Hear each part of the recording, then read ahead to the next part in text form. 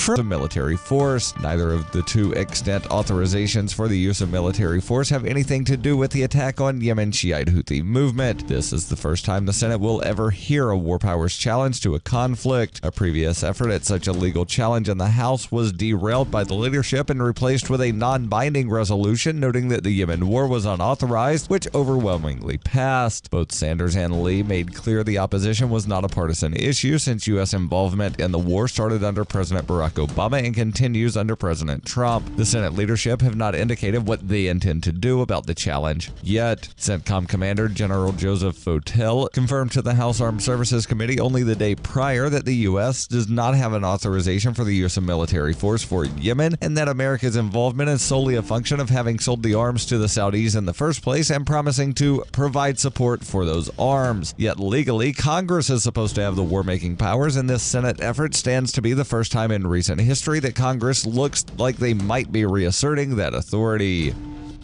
Are you looking for a cryptocurrency that has a focus on users and usability? Then look into Zencash. Zencash is the world's first private, distributed, and reliable platform for communications, transactions, and publishing. Zencash features global governance with inclusive decision-making, reliable funding for continuous improvements, and documentation and wallets in many languages that are available for Linux, Mac, Windows, and Android devices. Learn more at zensystem.io. That's zensystem.io.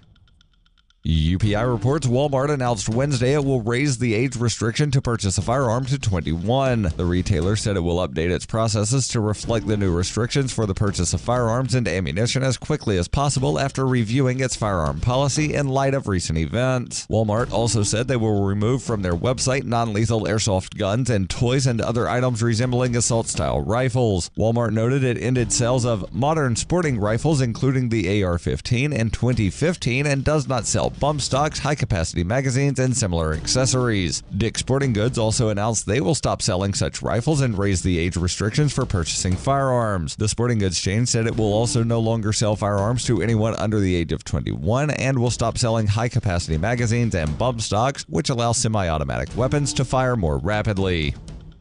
For over 40 years, Roberts & Roberts Brokerage has been a trusted source for buying and selling precious metals. Gold, silver, platinum, and palladium. They don't feed the banks. They're Bitcoin preferred and have removed the minimum purchase amount for all orders paid in the digital currency. Call Roberts & Roberts Brokerage today for knowledgeable advice on buying and selling precious metals and a forward-thinking approach to new technologies. 800-874-9760 or visit online at rrbi.co.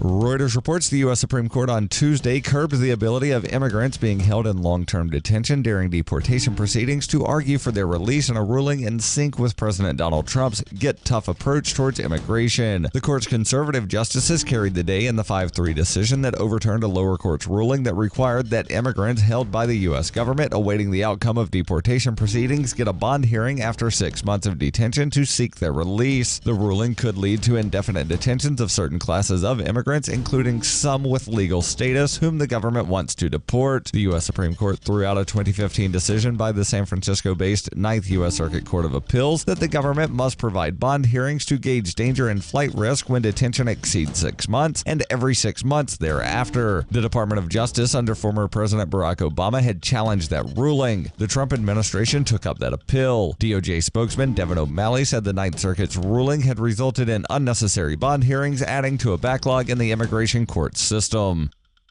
This has been FPP Radio News, online at fppradio.com.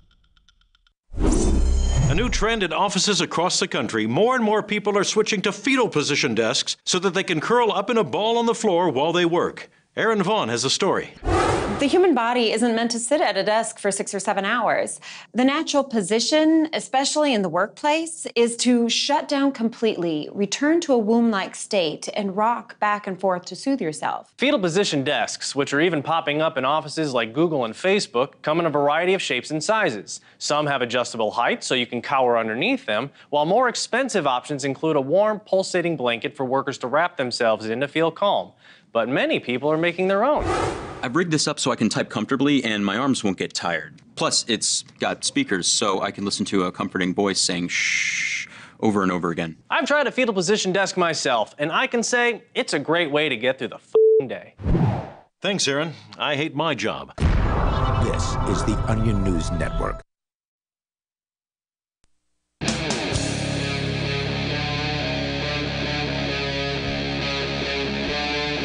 Free Talk Live. This is Free Talk Live. We'll give you the toll-free call-in line here momentarily where you can join us and bring up whatever is on your mind.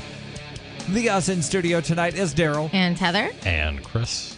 And Chris, you've shared some interesting stuff in this little show prep group that we have.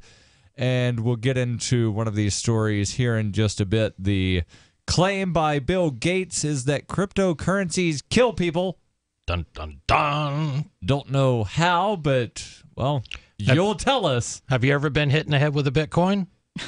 Doesn't feel very good, Darryl. Hold on. I've had a lot of concussions in my life, none of them caused by Bitcoin. It may have been, and due to your repeated concussions, the fact that your head just seems to draw blunt objects and hard surfaces, you may have been hit in the head with a Bitcoin. I just don't remember it. I did get concussed going after a Klondike bar one time.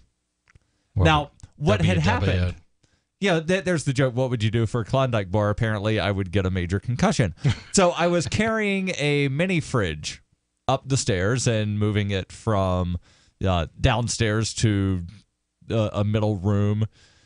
And there's a part of the ceiling that juts out from the wall, so it's not flush. Mm-hmm. There's this angled ceiling that pops out, and when I put the mini fridge down, I couldn't see, and I just head-butted a 2x4 that was the ceiling.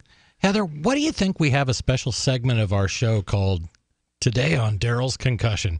Because how many have we heard about? We've heard about a lot of them. How did Darryl get injured today?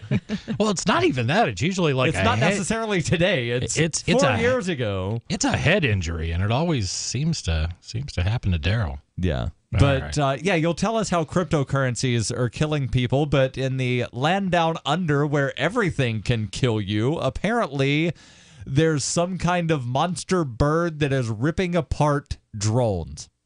What? I the love story that. from the Wall Street Journal. You're aware Australia, it's this magical land to where everything can kill you?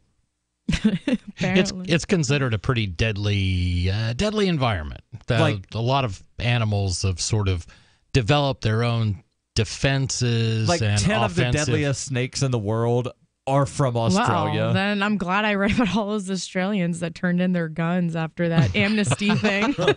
Like, guess what? Now you can't defend yourself from the giant bird that's about to bite your head off. Have fun with that crocodile. They have this giant fence that runs through the middle of the country to keep the dingoes in like the southern part of the country. Wait, what are dingoes? It's a native dog. Yeah, it's a wild dog. Oh. Yeah. So, story from the Wall Street Journal. Daniel Parfit thought he'd found the perfect drone for a 2-day mapping job in a remote patch of the Australian outback. The roughly $80,000 machine had a wingspan of 7 feet and resembled a stealth bomber. There was just one problem. His machine raised the hackles of one prominent local resident, a wedge-tailed eagle. Swooping down from above, the eagle used its talons to punch a hole in the carbon fiber and Kevlar fuselage of Mr. Parfit's drone, which then lost control and plummeted to the ground. He said, I had 15 minutes to go on my last flight on my last day, and one of these wedge-tailed eagles just dive-bombed the drone and punched it out of the sky. He believed the drone was too big for a bird to damage, but, quote, it ended up in a pile of splinters. Weighing up to 9 pounds with a wingspan that can approach 8 feet, the wedge-tailed eagle is Australia's largest bird of prey. Once vilified for killing sheep and targeted by bounty hunters, it is now legally protected. Though a subspecies is still endangered in Tasmania, it is again dominating the skies across much of the continent. Can you train these things? I can't because I'm not a trained bird trainer person. Heather, trained bird trainer? I'll give it a shot. Okay, well, we got Heather's up for it. These highly territorial raptors which eat kangaroos, have no interest in yielding their apex predator status to the increased number of drones flying around the bush. How cool would it be to have a trained bird like that, though? Like, dude, like, beware of bird. Right. Sign on your lawn. Exactly. That's why I said... Beware of dangerous raptor. From Australia, where everything will kill you, these birds eat kangaroos. Kangaroos are not a small animal. I've seen people boxing them. They're kind of a full-size sort of critter. That's like saying, birds that attack bears. Oh, it gets better. Oh, great. They've also been known to harass humans in hang gliders. Dude, that would be the scariest thing ever, being in a hang glider and then having a monster bird attacking the world's deadliest bird attacking Darryl in his concussed I'm just hang glider. Grab him by his leg right here. Your calls and thoughts about everything that can kill you in Australia, 855-450-FREE. That's 855-450-3733. More from the Wall Street Journal. They say birds all over the world have attacked drones, but the wedge-tailed eagle is particularly eager to engage in dogfights, according to some operators. Some try to evade these avian enemies by sending their drones into loops or steep climbs, or just mashing the throttle to try to outrun them. A long-term solution remains up in the air. I see what they did there. See what they did? Yeah. So I want these, Darryl. Can these be imported? Can we get a... I'm just thinking U.S. government drones. I mean, obviously, that's the easy go-to, but why not? Why not be able to protect your property with a Raptor with an 8-foot wingspan and apparently no fear of anything? Apparently, you just need to put lasers on your drone. But, oh, wait, we're talking about Australia. They probably can't do that. Why couldn't they? Well, because a lot of defensive weapons are illegal in Australia. And this is true. A laser, fire the laser. Camouflage techniques like putting fake eyes on the drones don't appear to be fully effective, and some pilots have even considered arming drones with pepper spray or noise devices to ward off the eagles. James Rennie says they're the ultimate angry birds. He started a drone mapping and inspection business in Melbourne called Australian UAV.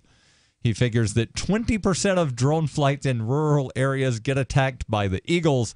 On one occasion, 20%. That's 1 in 5. Yeah, and that's not even not like a drone happened to get attacked by an eagle. That's like the eagles know. They know that these drones may be up to no good, and they're taking care of them. Oh, it's not just one bird. He says on one occasion he was forced to evade 9 of them. 9 birds on one flight.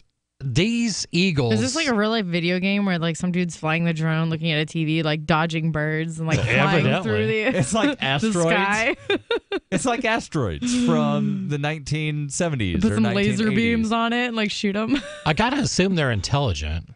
These birds... The drone operators or the birds? The birds. Raptors, the whole family of raptors. I mean, they're not stupid birds. They are very clever at hunting and laying in wait for prey and looking for sign. But when they hit a drone, they got to realize that this is not food. You can't eat it. Plastic probably doesn't taste really good to them, yet they keep going after them. So it's the same reason sharks keep biting humans, thinking they're seals, or surfboards. Yeah. But I just really think this is a great counter to U.S. government surveillance and worse by drone. Well, here's the problem. Yeah, but we don't have those here in the U.S. Really? We don't have wedge-tailed eagles. That's true. And the wedge-tailed eagles are bigger bullies than their more docile relatives, the bald eagle and the golden eagle that do live in the U.S. Wedge-tailed eagles are the undisputed alpha birds in parts of Australia's interior, but they're not entirely clear why they're so unusually aggressive towards drones. Scientists say they go after drones probably because they view them as potential prey or a new competitor. Todd Katzner, a biologist and eagle expert at the U.S. Geological Survey in Boise, Idaho, says they're really the kings of the air in Australia. There's nothing out there that can compete with them. The problem is growing more acute as Australia makes a push to become a hotspot for drones. We'll tell you about that, plus your calls and thoughts. Welcome, 855-450-FREE. That's 855-450-3733. What are your thoughts on eagles attacking drones? Should they just fire the lasers? This is Free Talk Live. And not to mention the shedding, I would vacuum the carpet 3 times a week. Frodo was scratching all night long, bouncing on the side of the bed, keeping me awake the whole entire night from all the scratching and chewing. It kind of makes you neurotic. Does your dog itch, scratch, stink, or shed like crazy? Mounds and mounds of fur all over the place. Come to Dinovite for help. DINOVITE.com. If you want the dog to be healthy, you got to feed it something healthy. Dinovite is nutrition. The omega-3 fatty acids. Flaxseed, zinc, alfalfa. Our vitamins and enzymes replace the nutrients cooked out of most commercial dog foods. He gobbles it up. He's not up all night scratching. His shedding is minimal, and it is such a pleasure to have my calm, relaxed, non-shedding puppy back. And I have to thank Dinovite for that. Don't let your dog itch, scratch, stink, or shed like crazy. Come to Dinovite for help. 859-428-1000. 859-428-1000. DINOVITE.com. I got my Blink home security system delivered right to my door. I downloaded the app and it walked me right through the easy setup. Even with my complicated router system, I was done in like 10 minutes. Now it notifies me whenever something moves in front of the wireless cameras, or I can just check it whenever I want right from my phone. And I got you a deal. Get 3 Blink cams for what the other guys charge you for 1, plus an extra 10% off. Visit blinkprotect.com/FTL. blinkprotect.com/FTL. blinkprotect.com/FTL. I've said it many times on air, and I'll say it here. The New Hampshire Liberty Alliance is one of the most important organizations for freedom in the world. New Hampshire is ground zero for freedom, and the NHLA is the best organization at promoting effective liberty activism. This ad is sponsored by Free Talk Live, and I, Mark Edge, am a lifetime member because I believe in the NHLA. Please check them out at nhliberty.org. Not everyone can move right now, but you can support the cause. Donate top cryptocurrencies or old-fashioned U.S. dollars, nhliberty.org. Visit their website and see what they're all about, nhliberty.org. When commercials come on, don't push the button. Instead, listen. Even if you don't sell things for a living, you're still selling in the various conversations and transactions that make up your busy day. With money and attention so scarce now, effective communication skills have never been more important, especially if you're a job seeker. So take a lesson from Madison Avenue. Often the fewer words, the more effective the message. Like Jiffy Lube, where you never need an appointment, or the Office Max ad that says, you supply the ambition, we supply everything else. How about online ticket broker StubHub.com, the way in when it's sold out, or CyberCupidMatch.com's seductive, go ahead, it's okay to look. How cleverly and succinctly can you distill your message? For more tips, hit survivalspeech.com. I'm Holland Cook.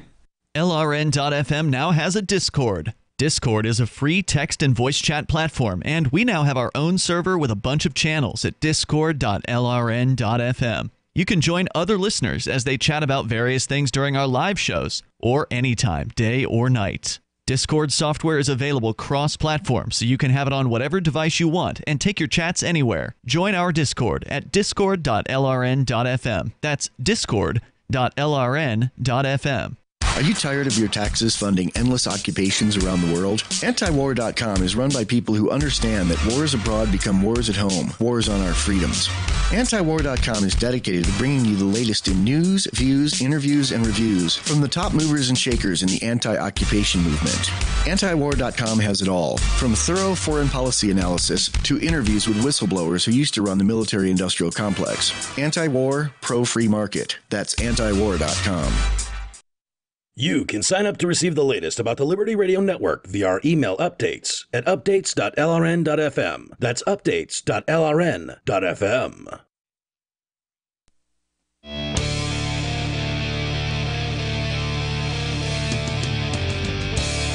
This is Free Talk Live. 855-450-FREE. That's 855-450-3733. We'll get back into the Story out of Australia about how, well, everything there tries to kill you, and some things, the wedge-tailed eagle, are attacking drones now, but something that won't try to kill you is the website liberty.menu, and that's because it's a directory of liberty-minded businesses, also events and digital content. And it's run by and for libertarians. It's a tool for our community. Again, it's a directory for events, businesses, and digital content and more. Listings can be rated and reviewed, kind of like in Yelp. And there's even a bit of a social networking aspect so that you can connect and share with other users. Use of liberty.menu is exclusively for individuals who reject the initiation of force and those who agree to abide by the ethics of the non-aggression principle. Put your voluntarist ideas into action at liberty.menu and use code FTL to get a special badge. That's liberty.menu. So the story here, again, from the Wall Street Journal about these angry birds, and that's actually in the headline, angry birds ripping $80,000 drones out of the sky. Again, wedge-tailed eagles. One drone operator says that on one particular flight, he had to evade 9 of the birds that were all going after the machine. And again, biologists say they're not really sure exactly why the birds are going after drones. But Todd Katzner, who's a biologist and eagle expert at the U.S. Geological Survey in Boise, Idaho, says they're really the kings of the air. There's nothing out there that can compete with them. The problem is growing more acute as Australia makes a push to become a hotspot for drones. Queensland, which is one of the Australian states, recently hosted the World of Drones Congress and last year gave about $780,000 to Boeing for testing some drones. Amazon.com is expanding in Australia and could try using drones for deliveries, and the machines are increasingly favored by big landowners such as miners and cattle ranchers. The eagles, again, these things have been known to eat kangaroos, will often attack in male-female pairs, and they aren't always deterred if their first foray fails. Sometimes they will come from behind and attack in tandem from above or even stagger their assault. A drone operator may evade one diving eagle from an upward climb, but the second eagle can then snatch it, according to one of the operators, Mr. Rennie. He says if you take your eyes off that aircraft even for a couple of minutes, the likelihood is that it ends up in pieces on the ground. In late 2015, Andrew Chapman, co-owner of Australian UAV, was mapping a quarry and landfill site near Melbourne and figured it was close enough to the city that an eagle attack was unlikely. But when the drone was about half a mile away, an eagle materialized out of thin air, he says, and knocked out my drone. He says he spent 2 days looking for the machine, worth about $35,000, and had to ship it to Switzerland to be repaired. More exotic defenses have been considered. He says arming drones with pepper spray was discussed but quickly discarded out of concern it could harm the birds.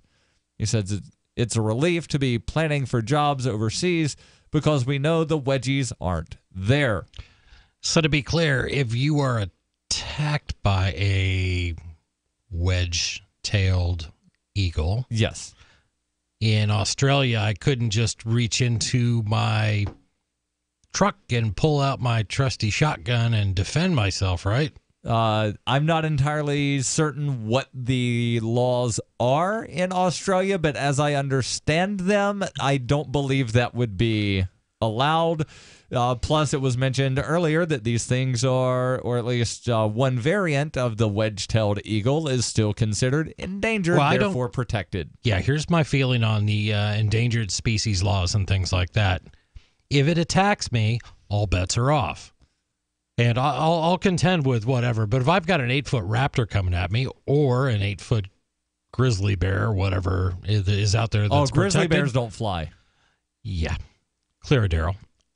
But anything like that, I mean, do I value my life over an endangered species? Yes. And I will make that choice every time. And And in Australia, I think that's like the golden rule: do unto others. You know, right? If the animal could kill us, I'm sure it would. It's kill or be killed. I mean, right. But again, you know, as we frequently say, Australia, where everything can kill you, and it's not quite everything, but they've got a lot of deadly species. Yet you can't play a game of knifey spoony. You can't have a gun. Did you just say that with an Australian accent? He sort of did, and that might have been Darryl's best Australian accent during this entire story. Some of them sounded Dutch, and some of them sounded English. Some of them sounded South African, so I'm not sure where you're going. But the last one, hey, Darryl, you nailed it. Rick Stevens, a survey superintendent at the St. Ives gold mine in Western Australia, who uses drones to survey the pits, debated using something like a shiroo, a device mounted on cars to make noises which humans can't hear that keep kangaroos off the road. But he was concerned it could be cumbersome on the drone and may not ward off the eagles anyway. Instead, Mr. Steven and other drone operators make use of another weapon: time. I'm sorry, but time is not a weapon. In some ways it could be, I guess.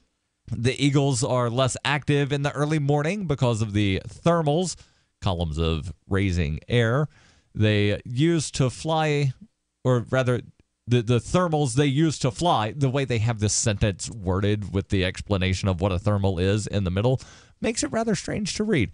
The eagles are less active in the mornings because of thermals that they use to fly that don't develop until later in the day after the sun has warmed the ground.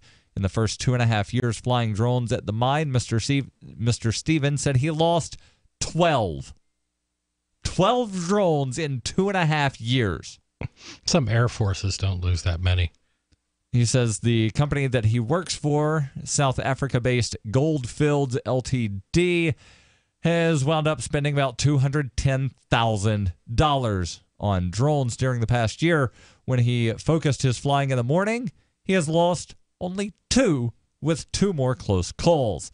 Any success at deterring wedge-tailed eagle attacks in Australia could provide clues on how to minimize avian obstacles in other regions. David Bird, a retired wildlife biology professor. David what? David Bird. Who? Yeah, what was David that again? Bird? I'm sorry, I didn't hear that, Darryl. Bird, a wildlife biology professor, retired from Canada, and founding editor of the Journal of Unmanned Vehicle Services, said And every birds.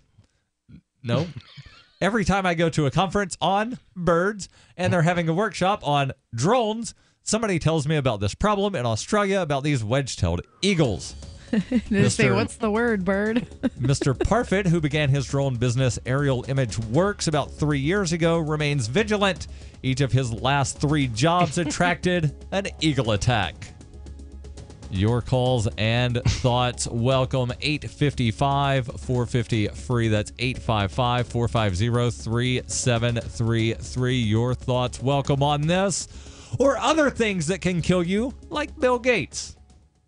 Water is the single most important thing your body needs, so you want to be sure it's the best for you and your family. Since 2005, thousands have depended on Berkey purified water. The Berkey Guy provides the lowest priced filtration systems in every size. For incredibly delicious water now and in an emergency, get to GoBerkey.com or call 877-886-3653. 877-886-3653. GoBerkey.com. Hear that? That's the sound of a house being trashed while a gang of thieves ransack the place. And what they don't steal will be destroyed. This year, resolve not to be the next victim of a break-in. Go to faketv.com and discover a device that creates the illusion someone inside is watching TV, even when you're miles away. Security is a mindset, and Fake TV should be part of your security solution. Be vigilant, but not fearful. faketv.com. Free Talk Live. Did you say that you prostituted yourself when you were 10 years old? I was doing something of a sexual nature in return Was that a for... woman or a... It was a next-door neighbor. He was probably around 16. So he took advantage of you? No, sir. He didn't take advantage of me. He corrupted you morally? No, sir. It was my choice to climb into his window. It was my choice, Lou. It was my choice to take my pants off and get into his bed. It was all my choice, Lou. Listen to me, Ian. You do not have the right at the age of 10 to make that decision. Don't you dare tell me what I can and can't do, Lou. I'm telling you, he molested you. No, Lou. You don't even realize. Lou, you don't understand what molestation is. Molestation is unwanted sexual advances. I consented. I know you don't believe that's possible. I know me better than you know me, Lou. Free Talk Live, 7 nights a week from 7 to 10 Eastern, live on the Liberty Radio Network at LRN.FM.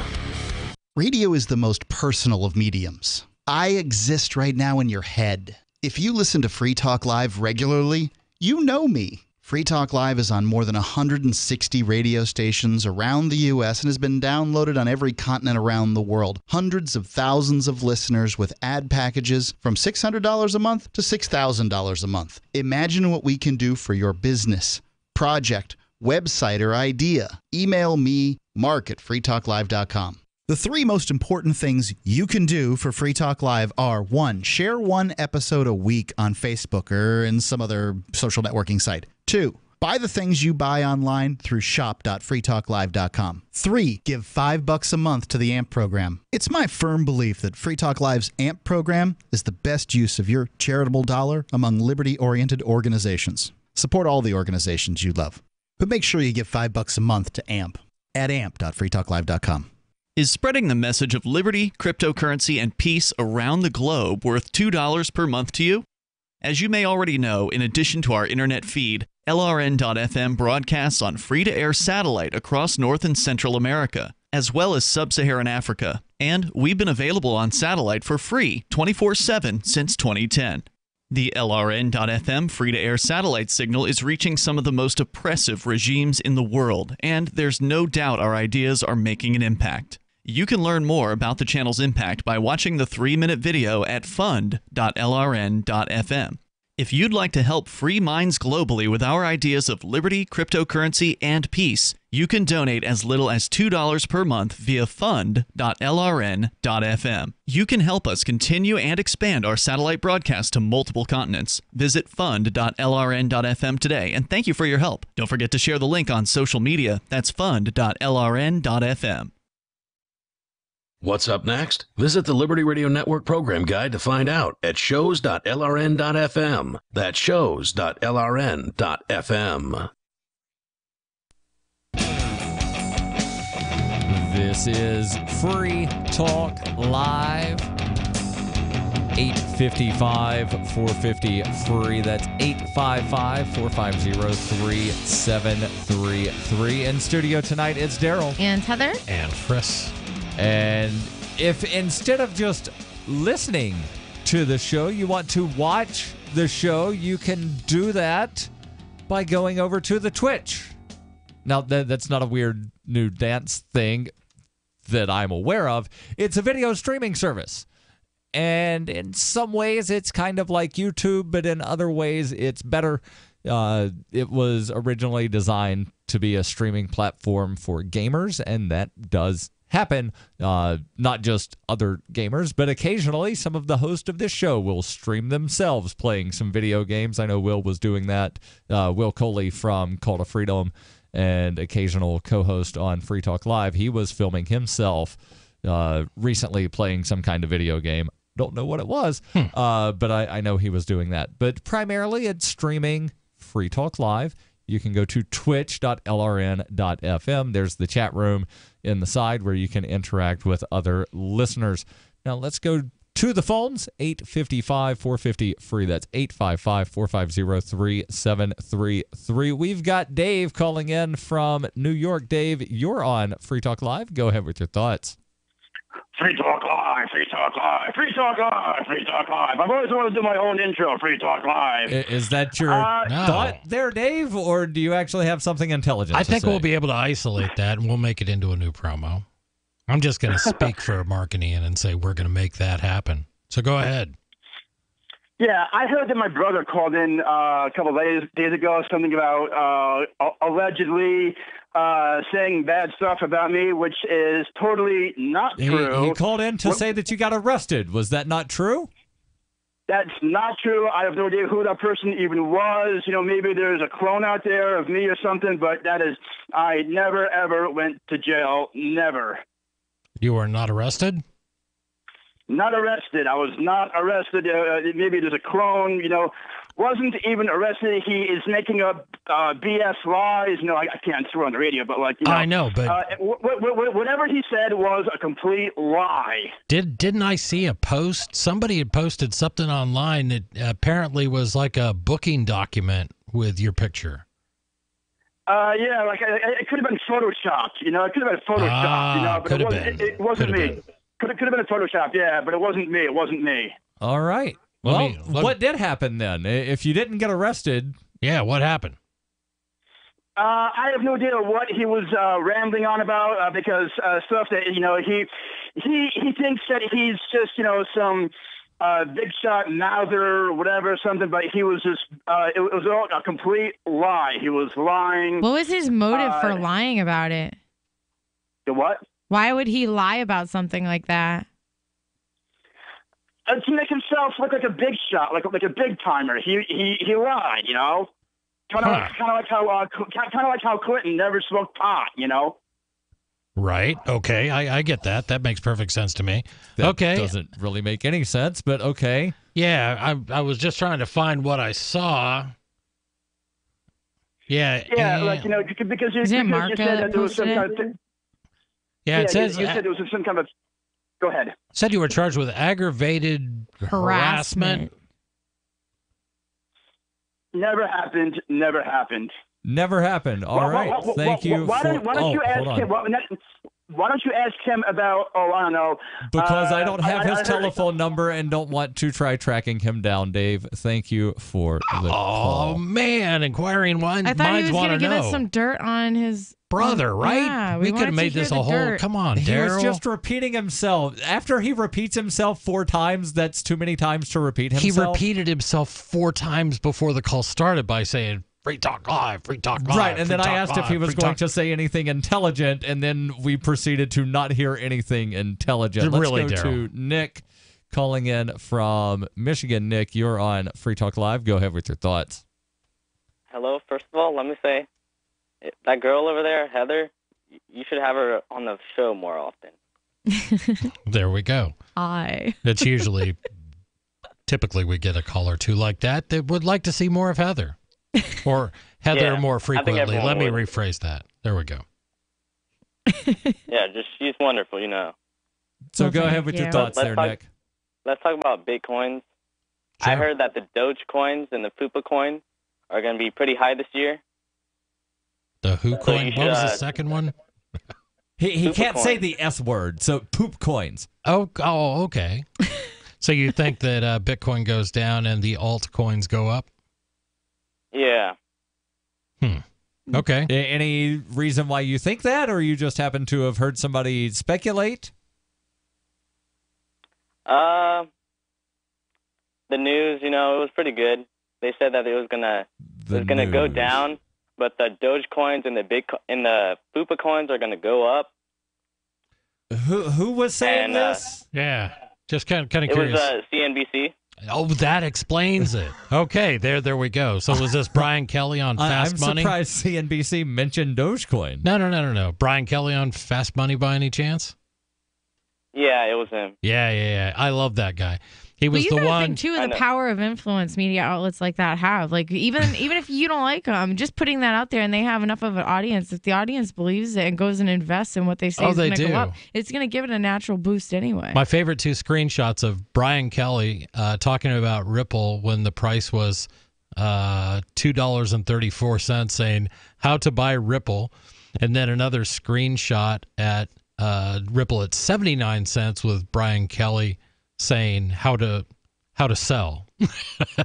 So it was basically, here's Brian Kelly telling you how to buy high and sell low. So is Brian Kelly basically the new Kramer? It's a different show. I follow his stuff on Twitter just for a laugh, and that's literally the only reason I follow it. But he's really one of these. The only reason that I remember Kramer is, and not the guy from Jerry Seinfeld, is because just like 2 days before Bear Stearns wound up filing for bankruptcy, there's nothing wrong at Bear Stearns. Go ahead and buy it. Yeah, I don't know. I mean, he's just kind of assumed the role over at CNBC as the crypto guy. So he's doing a show called Fast Money, and I don't know. And to your real question, I don't know if it was a real question. It sounds like more of just a trying to pwn us question. But no, not at all. Is there a correlation between Bitcoin's rise and the or sort of a seesaw between Bitcoin and the altcoins? I don't know. I mean, sometimes it happens that way. Sometimes Bitcoin seems to drag up the whole market. I'm bullish on Bitcoin. I think it's going to have a great year this year as we get some more technologies rolled out. But not everybody shares that opinion. Certainly not on this show. We have a lot of people here that are more pro to Bitcoin Cash and maybe some other things. But I like Bitcoin. I think it's going to have a great 2018. Don't underestimate the Fupa coins and the Doge coins. That's going to be great. It's going to make millions of dollars on Fupa coins and Doge coins. Nick, thank you for the call, and nothing that you hear on this show is considered financial advice. That's a safe bet. Yes. Or better yet, listen to Brian Kelly and do just the opposite of whatever that guy says. But do I have to listen to Brian Kelly? Because I don't even know where I don't know how to find CNBC.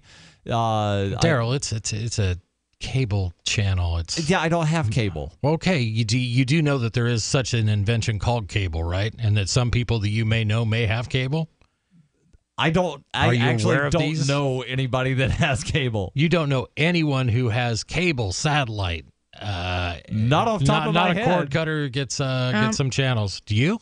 Oh, I think the gym I go to might have one of the TVs set to CNBC, but I don't really pay attention to those. Do you? Yeah. I'm too busy picking things up and setting them down. I see. I use PlayStation View. I've cut the cord and I do stuff not cable. It's not I have PlayStation cable. View. All right, so TV. I know one person that has cable that I am aware of, and her name is Heather. Your calls and thoughts, welcome. 850. She said cable and direct TV. Yeah, so it's basic those are cable, different things. and then you get all the extra channels. 855-450 free. That's 855-450-3733. This is Free Talk Live. Does your dog itch, scratch, stink, or shed like crazy? Come to Dynovite for help. Order a 90-day supply of Dynovite. Everything we tried failed except the Dynovite. Pick up 2 bottles of Super Mega Fish Oil. Get the 3rd bottle free. Packed with omega-3, DHA, and EPA fatty acids. Super Mega is great for your dog's immune system, healthy skin, and soft, shiny fur. Dogs love it. Try Super Omega Fish Oil. Buy 2, get 1 free. At Dynovite.com. DINOVITE.com. Cryptocurrencies are successful because of good technology. The liberty-loving voluntarists who founded Zencash in 2017 took the best tech, like zero-knowledge anonymity and decentralized autonomous organizations, and are creating a secure platform for money, messages, and media that can be sent to anyone, anywhere in the world. Zencash is a cryptocurrency dedicated to peace, anonymity, and decentralization. Find out more at zencash.com. That's zencash.com. It's about time something new came along for better selling and buying online. And I found it. What now, Marge? It's buysellmakeoffer.com. Never heard of it. It's a brand new company. That's why you've never heard of it. It's the newest and best way to sell any products online. I did all the research. Sell my car? Yes. Our home? Yep. My golf bag? Your golf clubs. All of them. How about your purse collection hoard? Hey, now. You said any product. Right. I did. We get 30 days free. Really? Packages starting from only $9.95. And buysellmakeoffer.com will never charge item fees, ever. Never. And this is cool. Listen to this. You can even use Skype or video to show your items. That's cool. Yes. All we have to do is go to the website, sign up, and then load our stuff to sell. I love this site. Buysellmakeoffer.com. Buysellmakeoffer.com. You got it? Buysellmakeoffer.com. Buysellmakeoffer.com. Better selling, better buying. Hi, I'm Derek J. I don't want a politician to represent me. To me, government is the idea that one group of people can coerce everyone to comply with an edict or face increasing punishments up to and including death. Despite perhaps the most noble of intentions, the best government services are a far cry from what could be provided for by voluntary interactions. Besides, the people who call themselves the government wage wars and put peaceful people in jail for crimes involving no victims. If Starbucks used some of its money to drop bombs, I wouldn't shop there. So why would I support the American empire? The empire does not require my consent. Derek J's Victimless Crime Spree. Watch it for free and order the Director's Cut DVD at victimlesscrimespree.com. That's victimlesscrimespree.com. Did you know you can watch Free Talk Live during our live shows 7 days a week from 7 to 10 p.m. Eastern via our studio cams at cam.freetalklive.com? Plus, you can chat with other listeners while you watch, all totally free. Now that our live video stream is hosted by YouTube, our video archives will be online even faster, so be sure to subscribe to our YouTube channel. Listen, watch, and chat all free at cam.freetalklive.com. That's cam.freetalklive.com. This Your Family Today tip is brought to you by Juicy Juice, 100% juice, providing a full serving of fruit in every 4 ounces. Visit us at juicyjuice.com. When it comes to nutrition, kids need both fruits and vegetables every day to stay healthy and grow. For the ideal mix, your kid should have at least 1.5 cups of any veggie or 100% veggie juice and 1 cup of any fruit or 100% fruit juice a day. For more tips like these, visit us at parenthood.com/yourfamilytoday. If you enjoy LRN.FM, please contribute to your favorite shows via their websites and become an amplifier at amp.lrn.fm. That's amp.lrn.fm.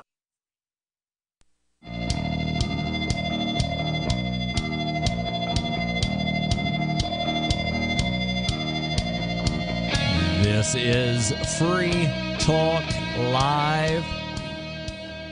855-450-FREE. That's 855-450-3733. Last night we talked about the claim by Nicolas Maduro last week that he had raised, what was it, 430-something million or 700 and something. Well, earlier today, story over at news.bitcoin.com, Venezuela claims cryptocurrency. It's not a cryptocurrency, it's a token.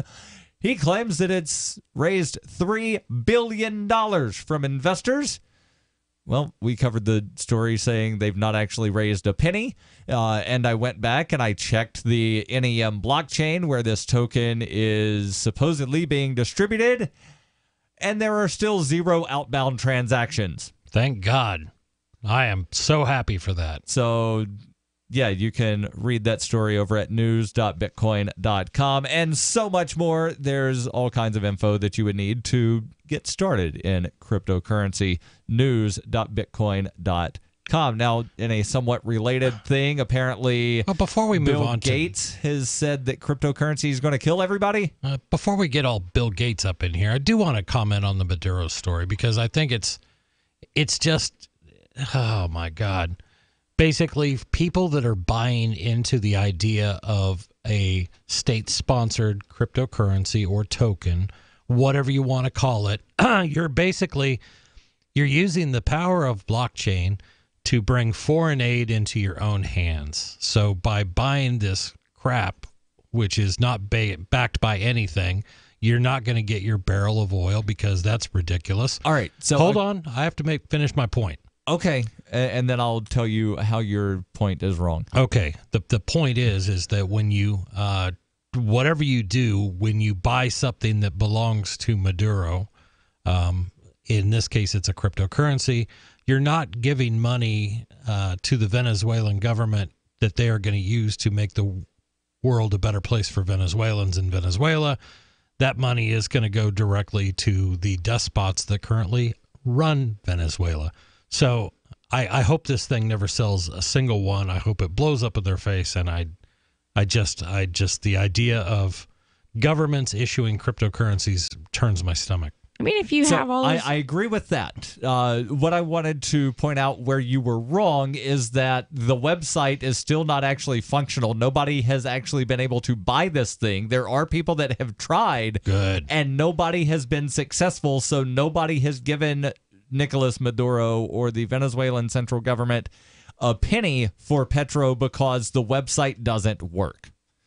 So if all this stuff is going on in Venezuela and all these people are having all these problems, like, how do you propose a solution if, like, there's no group of people tasked with, like, handling the chaos? You know what I mean? Like, there's so much chaos going over there. So how do you just fix it and bring back order to where people are going back about their lives and not worried and starving? How do you go from a point where they're starving and their money is chaos, no value? is what it It's is. chaos, right? It's horrible. chaos. So how do you go back? People are dying. To peace and prosperity from chaos, like without having an organized effort I'll give you solve the problem. I'll give you my 2 or 3 step program. Number 1, revolution, violent if necessary. So you have to get rid of Maduro and his government. They have to go. And the only way to do that, to me, but you have to replace them. No, hold on. The morally correct way would be to say that the Venezuelan people have to execute that revolution. The last thing you need is somebody like the U.S. going in and meddling in some other country's affairs, because that never ends up going well. So that's step 1. You get rid of the bad guys, and then you allow the free market to operate. And that to me are the first 2 crucial pieces. Whatever shakes out of that, whatever, if they feel they need a currency, they can come up with whatever they want to use if the free market determines that. If the Venezuelan people feel that they need a government, then that to me, it's more up to the Venezuelan people. I hope that they will see that by getting rid of government, that they were better off, and that they should be very careful in considering something new. Couldn't they just put like a better group of people in place? Then if that doesn't work out, do the same thing. A better dictator? Not a better dictator. Like, no, there's different types of government. Right. So and what they have now is a dictator who says that you can only buy goods and services from outside interest. So somebody importing something, say a toilet paper company, which they're not importing toilet paper because people don't have U.S. dollars to give to the toilet paper company. You can only pay them with U.S. dollars. You can only purchase U.S. dollars legally from us, the Venezuelan central government. And then they stopped selling U.S. dollars about 3 years ago. So you can only use a currency that you obtain from us, and we're not letting you have it. Okay, so clearly I agree, if that's the case, that group of people calling the shots needs to go. Right. Because obviously they're not doing their job, which is supposed to make everyone's quality of life that they represent better. They're just making it worse. So they are. Therefore, in this case, government is truly the problem. That's what I believe.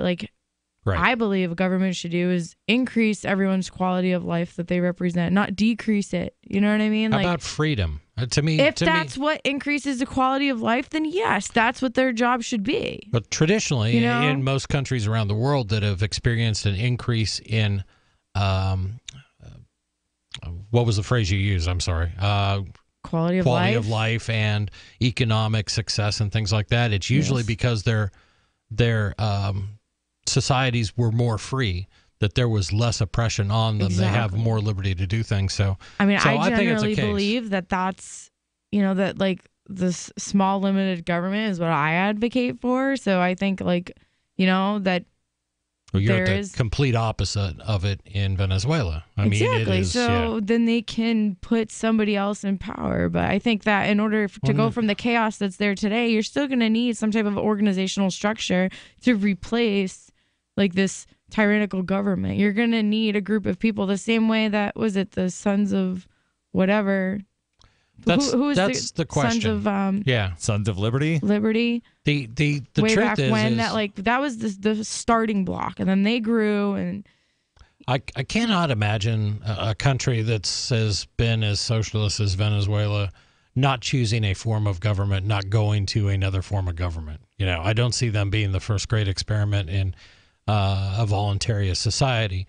But I hope they've learned enough that they will choose something that is government with a very, very, very light touch, and that'll still be too much for me. But I just, it's hard to imagine them being in a worse spot than where they are now. The only thing Maduro really hasn't done is just send out squads to kill everyone. Right. He's letting that happen very slowly to where 2 years ago, the average Venezuelan lost on average 19 pounds. Last year, the average Venezuelan lost 24 pounds. There's not a lot of weight left to lose. Yeah, no, if that started happening here in New Hampshire and people were like starving and government was like taking over, like obviously people would round up together and be like, there's an issue, let's get these people out of here, Right. And I don't understand what's taking when there so have long. been elections in Venezuela, Maduro has prohibited all of his primary opposition from being candidate. We're arresting you on this charge, and part of your sentence is you're prohibited from running for public office You have an unpaid, for the next 17 years. You have an unpaid parking ticket, so you cannot run against me. So, yeah, when governments can do that, and it's just horrible and it's sad, and I just really want to see them get back. Really makes America seem not so bad, huh? You could be a felon and run for office here. Nobody cares. Well, from that point of view. People care, but it's not a thing that prevents you from being on the ballot unless the felony is an election-related offense. Yeah, see? Look at that, America. It is fairly free. All right. It's better than a lot of places, and I don't think anybody on this show has ever said that the United States of America is the least free country on the planet Earth. Yeah, because what we have said is it could be freer. Absolutely. Saying it could be freer and saying that it's the least free place in the world are not the same statement. You bet. Mm-hmm. America. I thought you were going to tell me about Bill Gates. Bill Gates wanting to use cryptocurrency to kill people. Yeah, you mean that something. That Bill Gates guy who says cryptocurrencies cause death. This story comes to us from the BBC. Which is not the British beer company. It is not the British beer company. It's also not the Bluegrass Brewing Company in Louisville, Kentucky that has one of my favorite raspberry meads. Oh, looks like we'll have to wait to hear the story. Dang. Raspberry meads and concussions, and what's next? Buffalo brats, maybe? Your calls and thoughts. That's what's next. 855-450 free. That's 855-450-3733. This is Free Talk Live. It's been said, any society is only 3 missed meals away from chaos. Those times may be near. Think about it. Our country faces multiple terrorist threats and aggressions from Russia and North Korea. Social unrest and violent marches yet again may lead to looting of stores and city shutdowns. And our crumbling infrastructure leaves our power grid vulnerable to long-term outages from a single cyber attack. When the chaos from any one of these threats arises, the government knows it can't provide during a widespread national emergency. That's why you need your own plan for self-reliance. That's where My Patriot Supply comes in. Get a 4-week survival food supply for only $99. That includes breakfast, lunches, and dinners. Order online at preparewithgcn.com. $99 for 4 weeks of survival food that tastes like homemade cooking and lasts up to 25 years. From My Patriot Supply. Get your kits today at preparewithgcn.com. Free shipping is included. Preparewithgcn.com.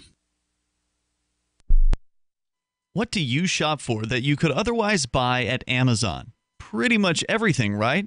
Amazon has competitive pricing and they deliver, and that's a big plus. If you could plan ahead in your shopping, would you be interested in saving up to 33%? There's a catch. You have to do your shopping in Bitcoin. But imagine those savings. It's like a huge raise. All you have to do is go to saveatpurse.com. We've saved thousands, and you can too.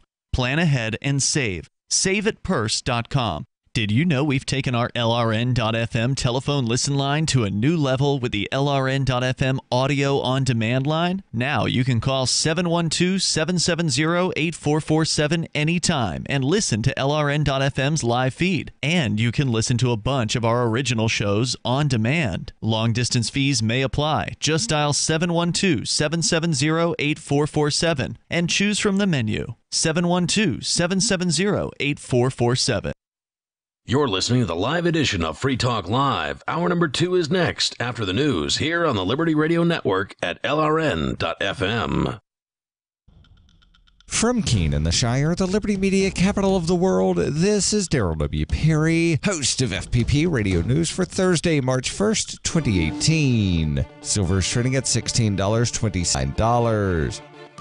Antiwar.com reports at a Wednesday press conference, Senators Bernie Sanders of Vermont and Mike Lee of Utah unveiled the bipartisan Senate resolution which aims to force an end to the U.S. military involvement in the Saudi-led invasion of Yemen. The bill makes use of the 1973 War Powers Act, which allows any legislator to introduce a resolution which would compel a withdrawal from any conflict that was not specifically authorized by Congress in any authorization for the use of military force. Neither of the two extant authorizations for the use of military force have anything to do with the attack on Yemen Shiite Houthi movement. This is the first time the Senate will ever hear a war powers challenge to a conflict. A previous effort at such a legal challenge in the House was derailed by the leadership and replaced with a non-binding resolution noting that the Yemen war was unauthorized, which overwhelmingly passed. Both Sanders and Lee made clear the opposition was not a partisan issue since U.S. involvement in the war started under President Barack Obama and continues under President Trump. The Senate leadership have not indicated what they intend to do about the challenge yet. CENTCOM Commander General Joseph Votel confirmed to the House Armed Services Committee only the day prior that the U.S. does not have an authorization for the use of military force for Yemen and that America's involvement is solely a function of having sold the arms to the Saudis in the first place and promising to provide support for those arms. Yet legally, Congress is supposed to have the war-making powers, and this Senate effort stands to be the first time in recent history that Congress looks like they might be reasserting that authority. Are you looking for a cryptocurrency that has a focus on users and usability? Then look into Zencash. Zencash is the world's first private, distributed, and reliable platform for communications, transactions, and publishing. Zencash features global governance with inclusive decision-making, reliable funding for continuous improvements, and documentation and wallets in many languages that are available for Linux, Mac, Windows, and Android devices. Learn more at zensystem.io. That's zensystem.io.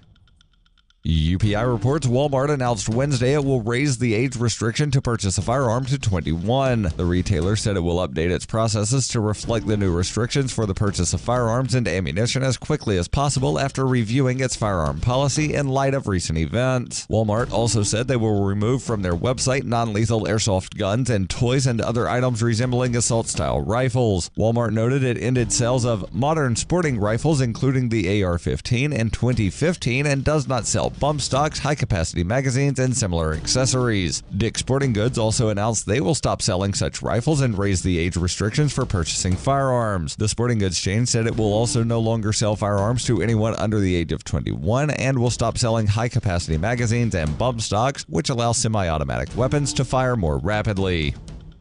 For over 40 years, Roberts & Roberts Brokerage has been a trusted source for buying and selling precious metals. Gold, silver, platinum, and palladium. They don't feed the banks. They're Bitcoin preferred and have removed the minimum purchase amount for all orders paid in the digital currency. Call Roberts & Roberts Brokerage today for knowledgeable advice on buying and selling precious metals and a forward-thinking approach to new technologies. 800-874-9760 or visit online at rrbi.co.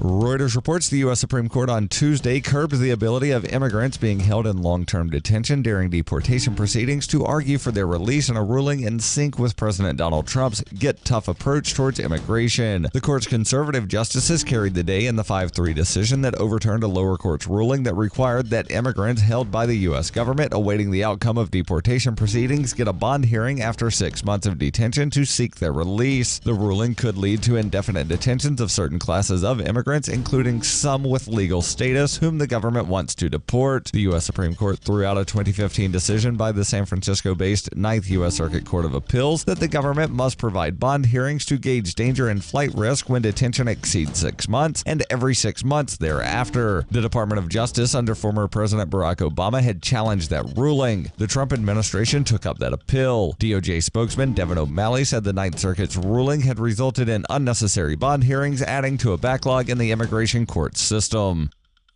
This has been FPP Radio News. Online at fppradio.com.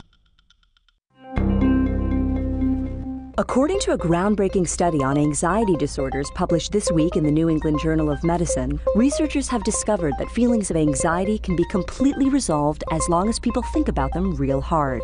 After studying subjects with mild to chronic anxiety disorders, we found that the best way to overcome mental stress is to isolate the root of the anxiety, analyze it from every possible angle, and then think about it nonstop until it completely disappears. Researchers worked with numerous subjects in the middle of high-stress scenarios and said the key to overcoming anxiety is to start by focusing on a minor problem, list everything that can go wrong in the worst-case scenario, and then repeat that list in your head 200 times. After anywhere between 3 to 6 hours of perpetually torturing yourself over things outside of your control, all feelings of anxiety will completely disappear, and you can finally enjoy the remainder of your day. This is the Onion News Network.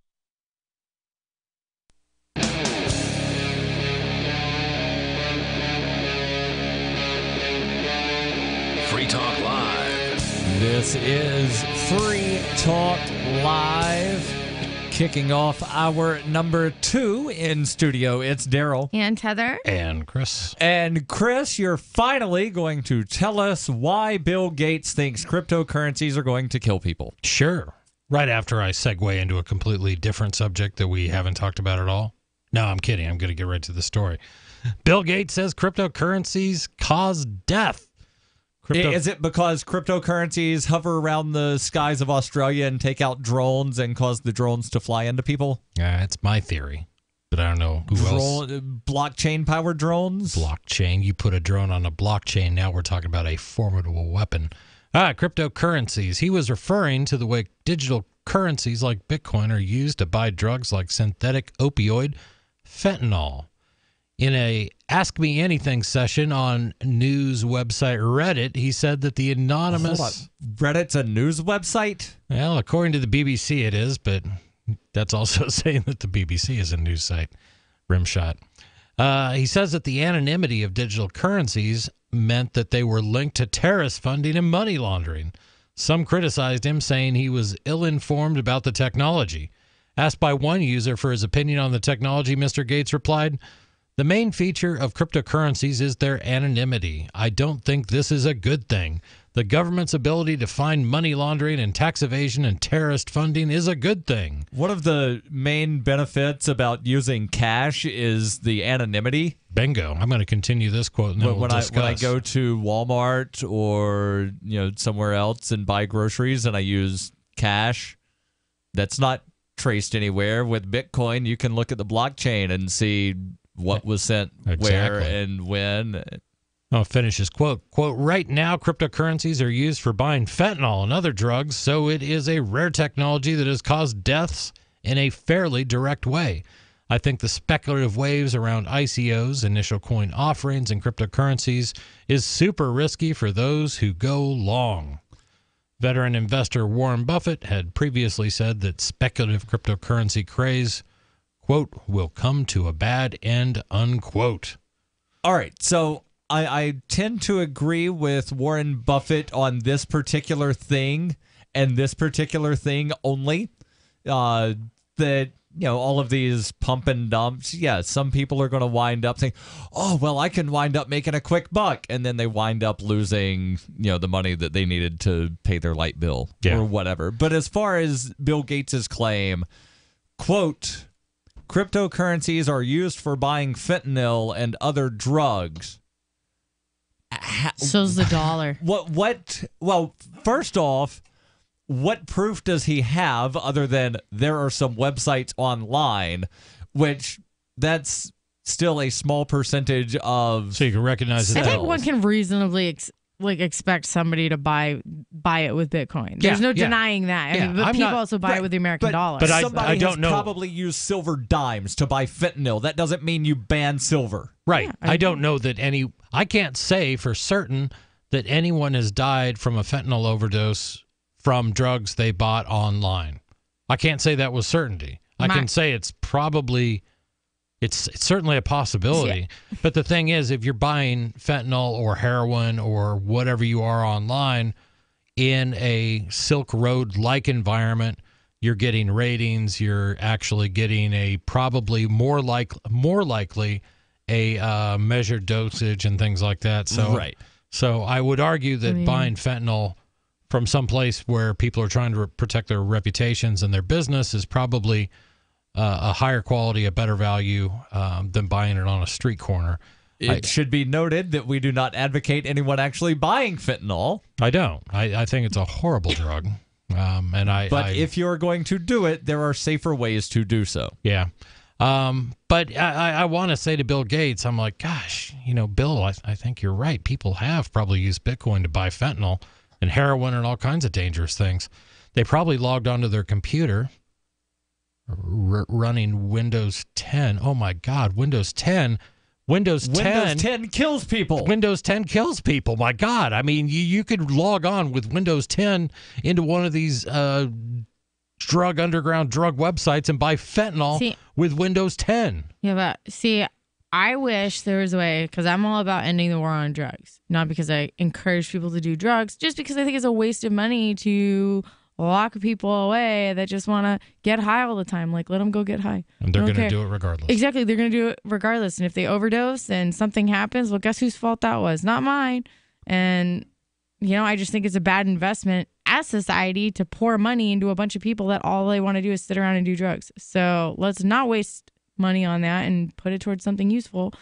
But anyway, I think that other things on the black market, though, should be illegal, like child pornography, for example, or, human trafficking and all those kinds of things. And there is some of that, though, that can be tied to decentralized currencies, right? And to Windows and operating to systems. U.S. dollars and to credit cards and to the U.S. federal government. I mean, people do use dollars. If I could choose to use a coin, because there's a million cryptocurrencies out there right now. Like, if I could pick to use one, I'd want to use one that at least agreed that nothing of that nature would be on. So you don't really believe in a free market with cryptocurrency? No, I don't believe people should be able to buy child pornography now. Okay, if there were the technology to create a cryptocurrency that was somehow, and I can't even imagine how you would do this, restricted from purchasing drugs or child pornography or whatever. Not even drugs. I don't care if people want to buy drugs. Well, fine. no. Like Let's that's just you're say, putting drugs in your own body. But when you're a creepy pedophile, like you're disgusting. If you belong in somebody jail. came up with the technology to create a cryptocurrency that could not be used on any website that is known to sell kiddie porn or to be exchanged with anyone who ever had a So you're talking about color coins, which is something that was proposed. It is recently. So what I'm saying is I have no issue with that as a solution because nobody is making me use that coin. If I wanted to buy drugs with it, which I don't, and I certainly would never buy kiddie porn, but that's the point, is that in this world, in the cryptocurrency, because it hasn't been squashed by governments yet, it is a free market. You can pick and choose what you want to use. Mm-hmm. And if you didn't want to support activities that you don't approve of, you don't have to. Compare that to the U.S. dollar, where I personally, I'm anti-abortion, but I'm pro-choice. Does that make sense? Yes. Mm-hmm. Yeah, I just hate the idea of it. But if somebody has strong religious feelings against abortion, guess what? Their tax dollars, they're being taxed, and their income, the fruits of their labor is being used for abortions. And I am anti-war, and the fruits of my labor go to bombing people in Middle Eastern countries. We'll continue this. Let's first go to the phones where we've got Tom calling in from Nashua. Tom, you're on Free Talk Live. Go ahead with your thoughts. Yeah, there's a press release from Dick's Sporting Goods about how they are going to stop selling some of these rifles, such as have been used by mass shooters, that they don't want a mass shooter to buy a rifle like that at Dick's Sporting Goods. Well, that's not all that press release says. They also say that they are going to advocate that governments pass certain laws that they favor. But the part about it that I hate is now they're going to be picking on people based on their age, kind of like if they said, well, we're not going to sell guns to Muslims because you might be a terrorist. Right. They're going to not sell any firearms to people under 21. And that's going to probably create more hostility when you're picking on these people, and it also sends them the wrong message. You know, somebody who's a hunter who's 20 years old who can't buy the rifle is being told, well, you know, all the other 20-year-olds are out there shooting up their schools. Why aren't you? It's like labeling somebody as a terrorist just because they're under 21. Right. Well, they're not labeling them terrorists, but let me ask the question a slightly different way. Let's suppose that the drinking age were lowered to 18. Would you support a company's right to say we're not selling alcohol to somebody that's under 21? Yes or no? Absolutely. It's their right as long as somebody else can open up a liquor store next door. Thank you very much, Tom. Your calls and thoughts welcome. 855 450 free. That's 855 450 3733. This is Free Talk Live. What's more profitable, running your business or doing bookkeeping? Doing your business, of course, but you want to keep your books so that you can maximize your tax savings, right? What if I told you that there's a person that's a bookkeeper, accountant, and law school graduate that's also a hardcore libertarian? My name is Melanie Johnson, and I hate the state. I will aggressively help you to minimize your tax exposure and maximize profits, all while staying within the law. Melanie's your best choice for your taxes and bookkeeping needs. Go to tax.freetalklive.com and check out our website, tax.freetalklive.com. The Bitcoin.com wallet is a simple and powerful full-featured Bitcoin Cash and Bitcoin Core wallet that allows you to send and receive either currency with anyone, anywhere in the world. Download the Bitcoin.com wallet for easy and secure access to your Bitcoin Cash. It's perfect for beginners, and the Bitcoin.com wallet makes using and holding Bitcoins easy. No logins are required. The Bitcoin.com wallet is available for Android, iOS, Windows, Mac, and even Linux. Learn more at Bitcoin.com. I've said it many times on air, and I'll say it here. The New Hampshire Liberty Alliance is one of the most important organizations for freedom in the world. New Hampshire is ground zero for freedom, and the NHLA is the best organization at promoting effective liberty activism. This ad is sponsored by Free Talk Live, and I, Mark Edge, am a lifetime member because I believe in the NHLA. Please check them out at nhliberty.org. Not everyone can move right now, but you can support the cause. Donate top cryptocurrencies or old-fashioned U.S. dollars, nhliberty.org. Visit their website and see what they're all about, nhliberty.org. Cryptocurrencies are successful because of good technology. The liberty-loving voluntarists who founded Zencash in 2017 took the best tech, like zero-knowledge anonymity and decentralized autonomous organizations, and are creating a secure platform for money, messages, and media that can be sent to anyone, anywhere in the world. Zencash is a cryptocurrency dedicated to peace, anonymity, and decentralization. Find out more at zencash.com. That's zencash.com.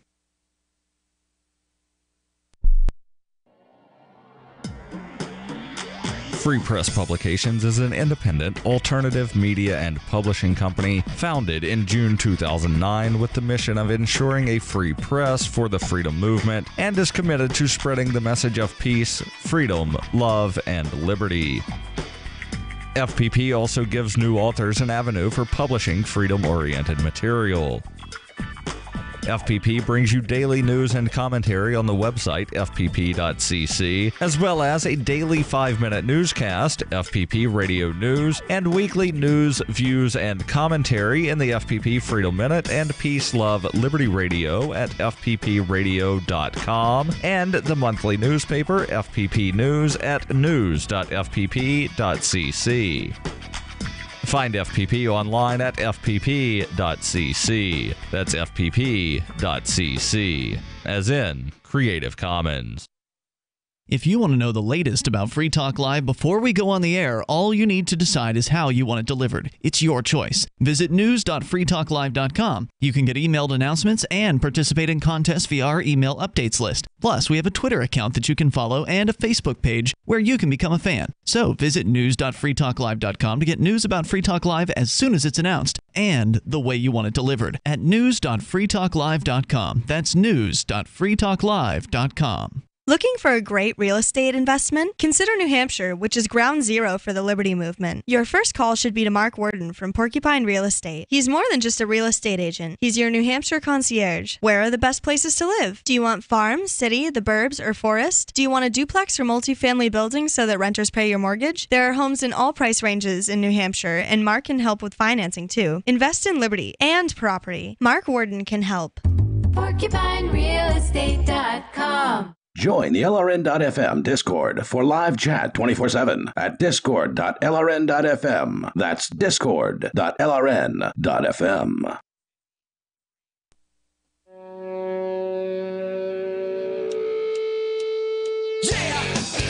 This is Free Talk Live. 855-450-FREE. That's 855-450-3733. We'll get back into the story about some of the crazy things coming out of Bill Gates's, I would say mouth, but in this case he was typing answers, or rather someone was probably typing answers for him. I thought you were referring to someplace lower on his anatomy, like answers were just flying out of his belly button. No. But I want to make sure that I tell you about something that I've had for a couple of years, and it's just amazing. That is MyPillow. That's the brand name, so it's not just, I really like MyPillow, let me tell you about it. That is the name of the pillow. It is called the MyPillow, and it's amazing. And if you get one and you don't agree in the first 60 days, you can get your money back. Again, talking about the MyPillow. It's designed to fit to the shape of your body, hold your neck in the proper position. Again, I've had it for a couple of years, and it's the best pillow I've ever had. And unlike regular pillows that wind up collecting dirt and dead skin over the years, you can actually throw your MyPillow in the washer, throw it in the dryer, and it's still usable. Go to MyPillow.com. Use code FTL to get your very own MyPillow at half price, or you can get a second pillow free of charge. And remember, if for some reason you don't like it in the first 60 days, you get your money back. And the pillow itself, that's guaranteed to last you 10 years. MyPillow.com, code FTL. And back to Bill Gates, who says that cryptocurrencies kill people, Darryl. What do you think, Heather? Do they kill people? I've never been killed by cryptocurrency, but there are lots of things that do kill people on a regular basis that I personally have never been killed by. Yeah. Basically, he was alleging I'm just talking about personal experience here. That's true. I've never been killed. Yeah, he was talking about the anonymity of cryptocurrencies and how they can be used in drug markets online, on the dark web, and how Windows 10 is anonymous, and you can log on to the internet, and you can hack other computers. Right, which we pointed out. Well, by that basis, you could say that Windows 10 is a tool to be used in the purchasing of online drugs. So. Somebody has probably used a Microsoft computer to hack into an autonomous car. People, we do know that people have hacked into autonomous cars.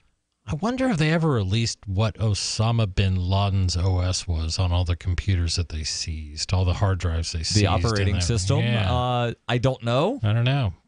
Osama bin Laden, one of the most notorious terrorists of our time, may have been a Windows user. U.S. dollars. Right. Also anonymous. Yep. Mr. Gates has not always been so cynical about Bitcoin. In 2014, in an interview with Bloomberg TV, he said that Bitcoin was, quote, better than currency, unquote. His less than enthusiastic response on Reddit did not go down well with all those participating in the debate, with some reproaching him for what they felt was an attempt to influence the market. Others suggested that he needed to look again at the Bitcoin white paper. On the subject of charitable donations in the wide-ranging Reddit chat, Mr. Gates told the audience that his top 3 goals were, quote, reducing both childhood death and malnutrition and ending polio.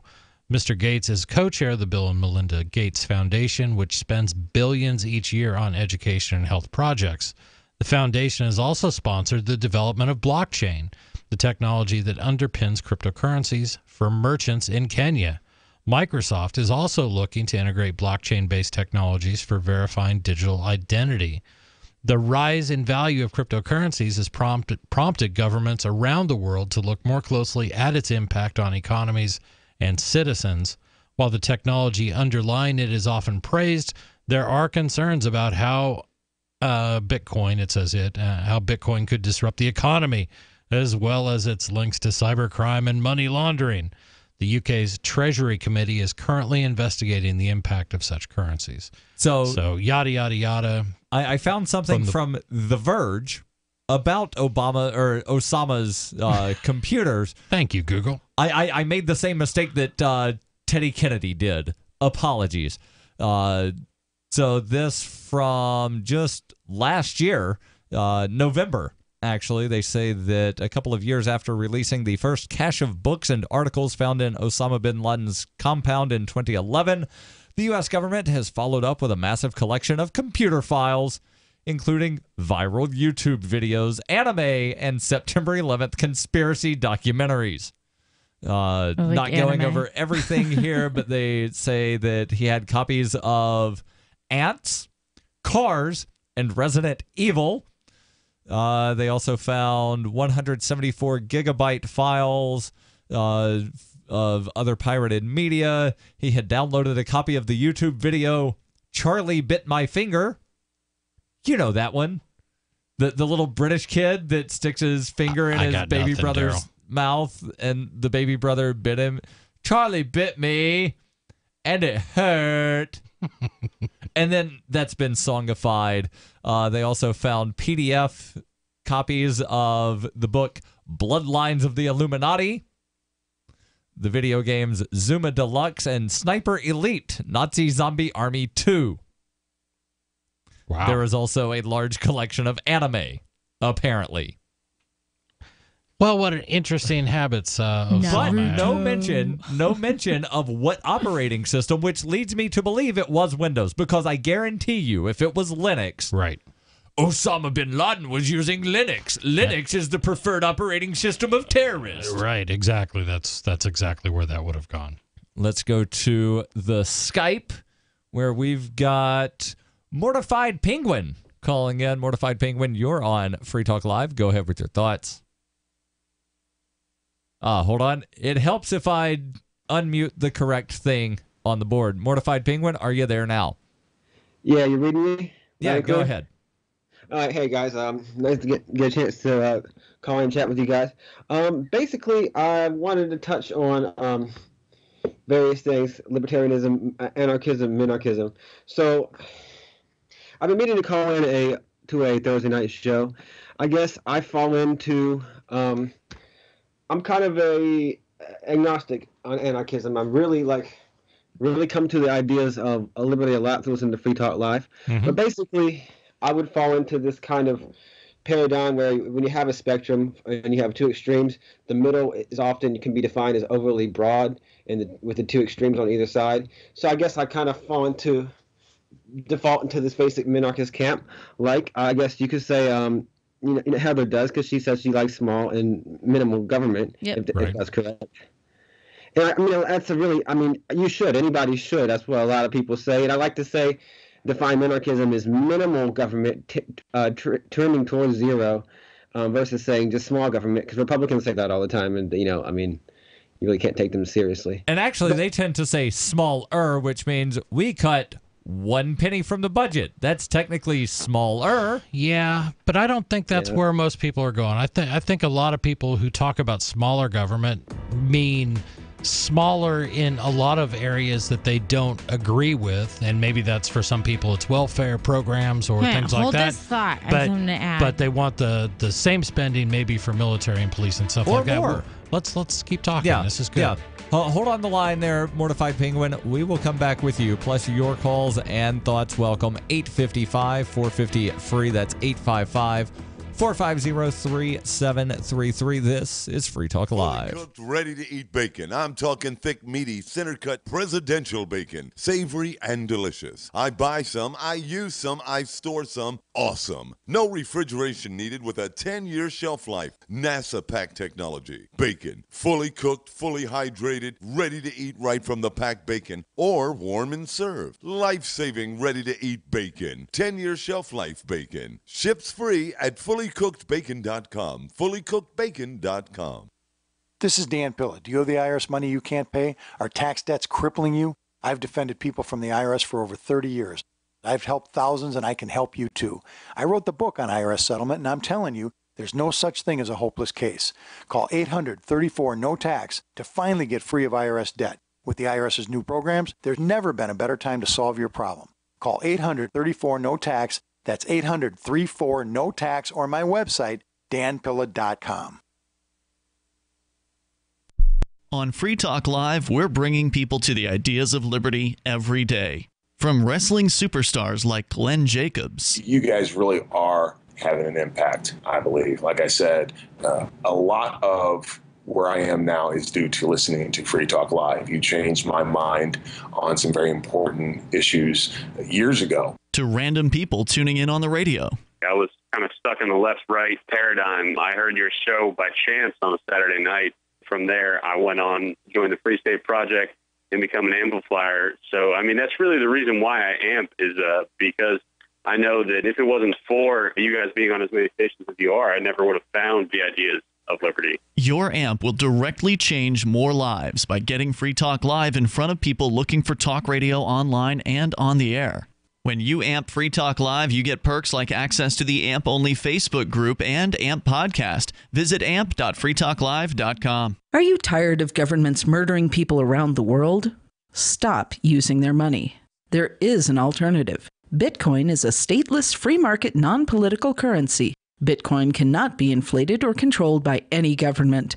By using their money, you are helping the state. Stop doing it. You have an incredible alternative available now. Learn it, use it, spread it. Get started with Bitcoin at bitcoin.com. That's bitcoin.com. Some of you asked, and now we've delivered. LRN.FM's live Keene, New Hampshire studio shows are now streamed in HD on Twitch. Visit our channel at twitch.lrn.fm and give it a follow. If you have Amazon Prime, you get one free subscription on Twitch. If you use it on our channel, Twitch will give LRN.FM a monthly piece of your Prime subscription cost. So please watch, follow, share, and subscribe to twitch.lrn.fm. That's twitch.lrn.fm. The Free State Project has reached its goal of 20,000 liberty lovers who've pledged to move to New Hampshire and get active to achieve liberty in our lifetime. Perhaps you're trying to figure out what part of New Hampshire should be your destination. If so, consider Keene. You'll find more than 150 reasons to move to Keene at move.freekeene.com. Keene is famous for its historic, publicity-generating activism, as well as being the liberty media capital of the world. It's home to freekeene.com, New Hampshire's destination for liberty activism, news, and opinion. For years, we've been compiling over 150 reasons to move to Keene at move.freekeene.com, where you'll learn about some of what's happening here and what makes Keene a great place to live. If you love liberty, you'll probably enjoy anywhere you end up in the Shire. But do your due diligence first. Please visit move.freekeene.com for the full list of over 150 reasons to move to Keene. That's move.freekeene.com. You're listening to the best liberty-oriented audio streamed around the clock, on the air and online. This is the Liberty Radio Network at LRN.FM.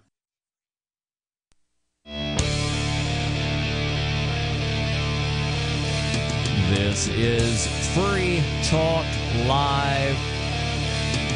855-450-FREE. That's 855-450-3733. In studio tonight, it's Darryl. And Heather. And Chris. And we'll head back to the Skype here in just a moment. But first, I want to let you know about this thing that we have called the Discord. And I know every time I hear the word Discord, my first thought is like that Ernest and Vern. Hey, Vern, what's Discord do? And then winds up getting shocked, electrocuted. No, it's like a chat sort of thing. You can go find that over at, and I guess Heather is laughing at things in the Discord right now. No, I wasn't laughing at that. You can find that at discord.lrn.fm. Do you want to know why I was laughing? Is it interesting? Yeah, or no? I think it's interesting. It just appeared in my newsfeed. The Rock explains why he wants to be president. Great call. I'm all for it. USA Today. And then someone posted it in the Libertarian U.S. Delegates unofficial thing. Well, the issue we have in this country, we recruit him? We just don't have enough celebrities at high positions. We have too many celebrities. No, Darryl. We need more celebrities at high levels of government because they seem to know all the right things to do. Just listen to them. I've heard of a Snooki, and I saw it on WrestleMania one time, and I'm still not entirely sure why the Snooki is famous. I think, I'm trying to think of a good, Health and Human Services, maybe. You know, if I were to try to come off the top. If somebody told me that I had Snooki, I would go to a doctor and have them examine it. So maybe putting the Snooki in the Health and Human Services. Well, just think about it. If he ran with Weld as his running mate, they could reuse all the signs from last year because he was the same last name as Gary Johnson. There you go. Let's go back to horrible smelting accident. Let's go back to Skype where we've got Mortified Penguin. Does that mortify you? What? The Rock. I'm sure you love it, Darryl. No. I'm talking about the horrible smelting accident. Does that mortify you? Smelting accident? I didn't hear about it. All right, it's a joke at one of the Mike Myers movies. Goldfinger was or Goldmember was a horrible smelting accident. Bad joke if you have to explain it. Continue with your thought about anarchism, minarchism, and your kind of an agnosticism thing. Yeah, okay. I only brought up the Republicans just to point out as a counterpoint to, that's not what I mean when I say small government. Okay. But basically turning towards zero government. And let's see what I was going to say. And so turning towards zero government. So I would just kind of pose the question to you, especially to Heather. I see the ideal. Okay, this is what I was going to say. That I see the inherent flaw of minarchism, where when you give an organization the ability to force you to pay for it and the course and everything, then it's not going to get smaller. It's going to. I see the inherent flaw of that. But what I pose to Heather is, do you see the ideal of voluntary and peaceful interaction between people as the ideal instead of coercion, and the fact that people, in many cases, do have an inherent goodness? I'm not saying are inherently good or evil. That's ridiculous. Mm-hmm. And is that not the ideal that we should work toward? And is the status quo obviously not working? No, I think voluntary interactions are obviously something to work towards, but you can't get 900 libertarian delegates to agree with each other peacefully. So how are you going to get the 7 billion people in the world to all voluntarily agree when we can't agree on things that are very controversial, like property rights, for example, like whose line ends where, who owns what? Like, these are the things that are a constant, right? There's always going to be people fighting over territory. Like, humans are animals. We are animals, and we're territorial at that. And the fact that we do get along as much as we do in most cases is actually a really good thing, I think. And I think, there is violence in the world. And I think, in my opinion, any government should be minimizing conflict as much as possible, not creating it.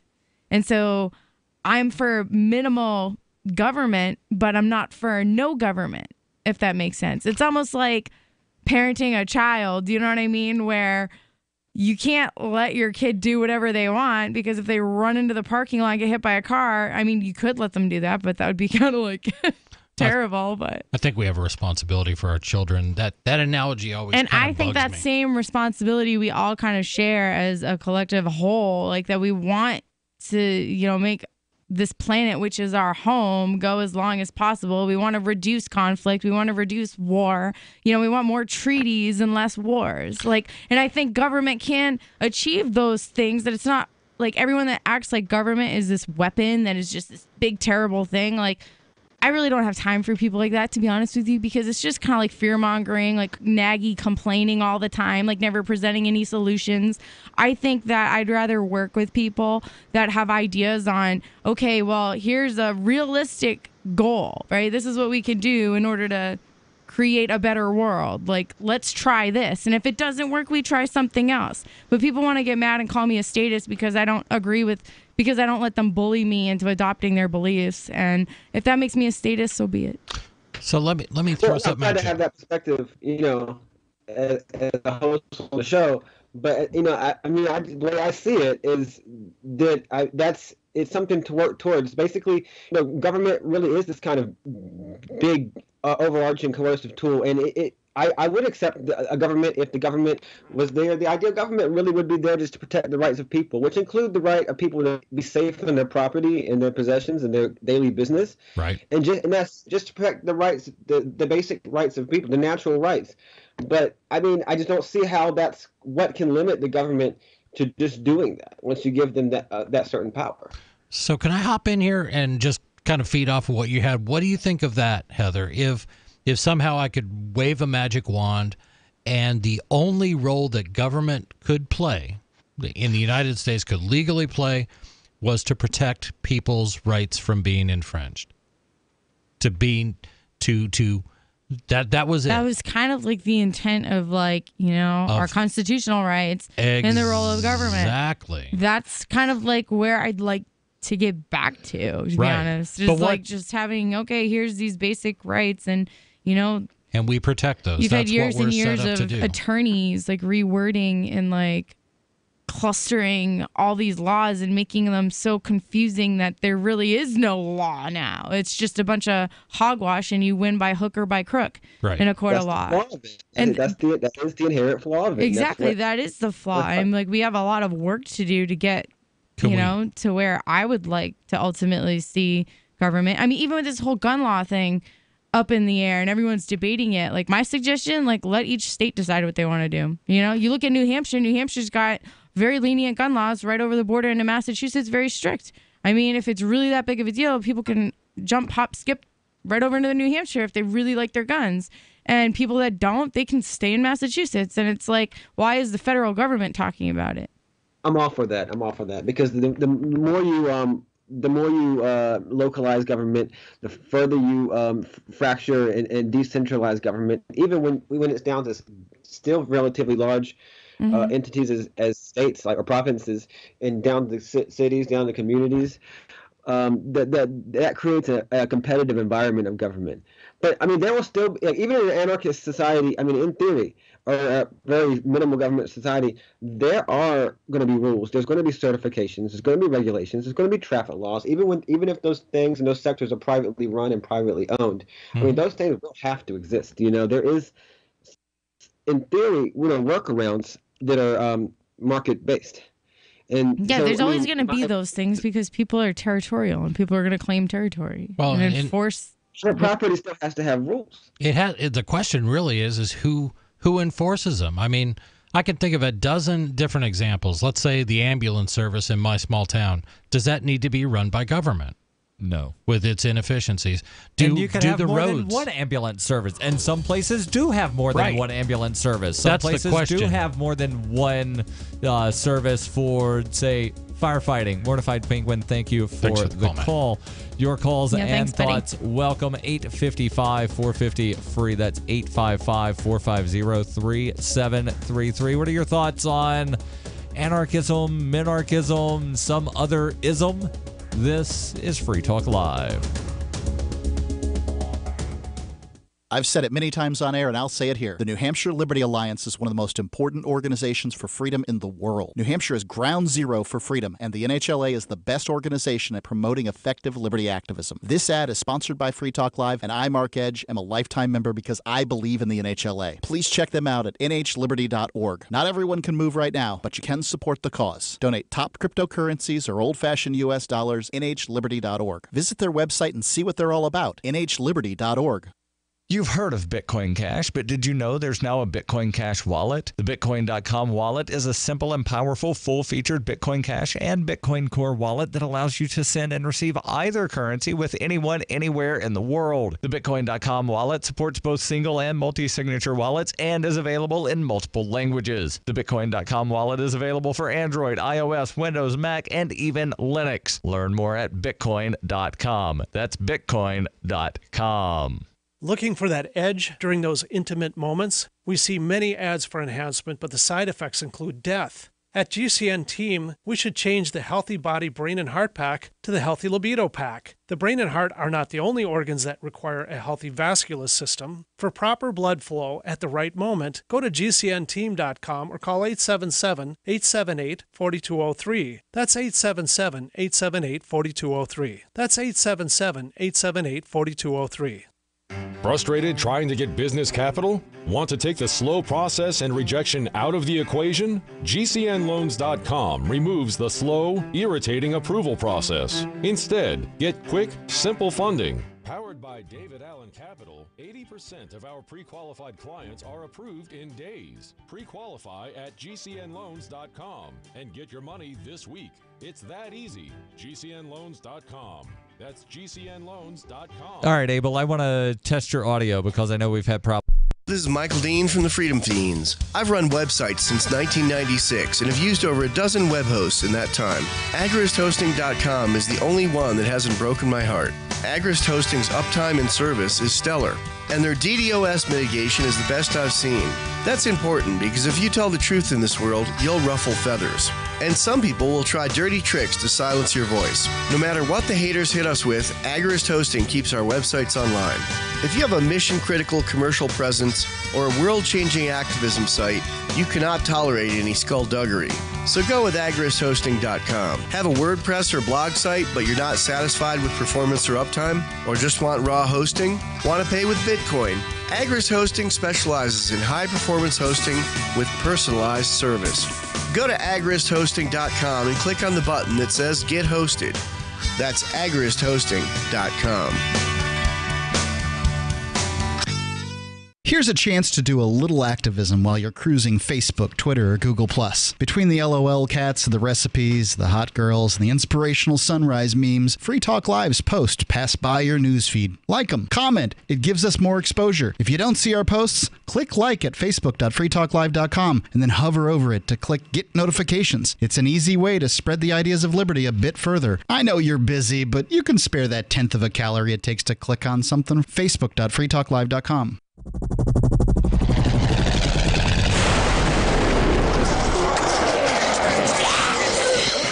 In Survivor Max 2, School Bites, Max must scavenge through a wasteland swarming with the undead. Desperate to find the medicine he needs, he discovers a community of survivors at his former school. Has he finally found the safe haven he's been looking for, or will he discover that school bites? Look for Survivor Max on Facebook, read reviews on Amazon, and read Chapter 1 at survivormax.com. Do you love Twitter? Make sure you favorite the LRN.FM Twitter account so you can receive our tweets at twitter.lrn.fm. That's twitter.lrn.fm.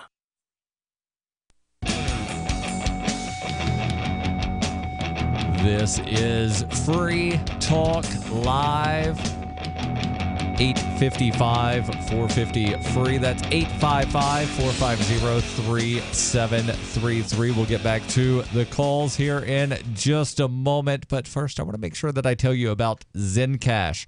Because Zencash, it's a relatively newer cryptocurrency in the market. Coming out last year, was created by liberty-loving voluntarists.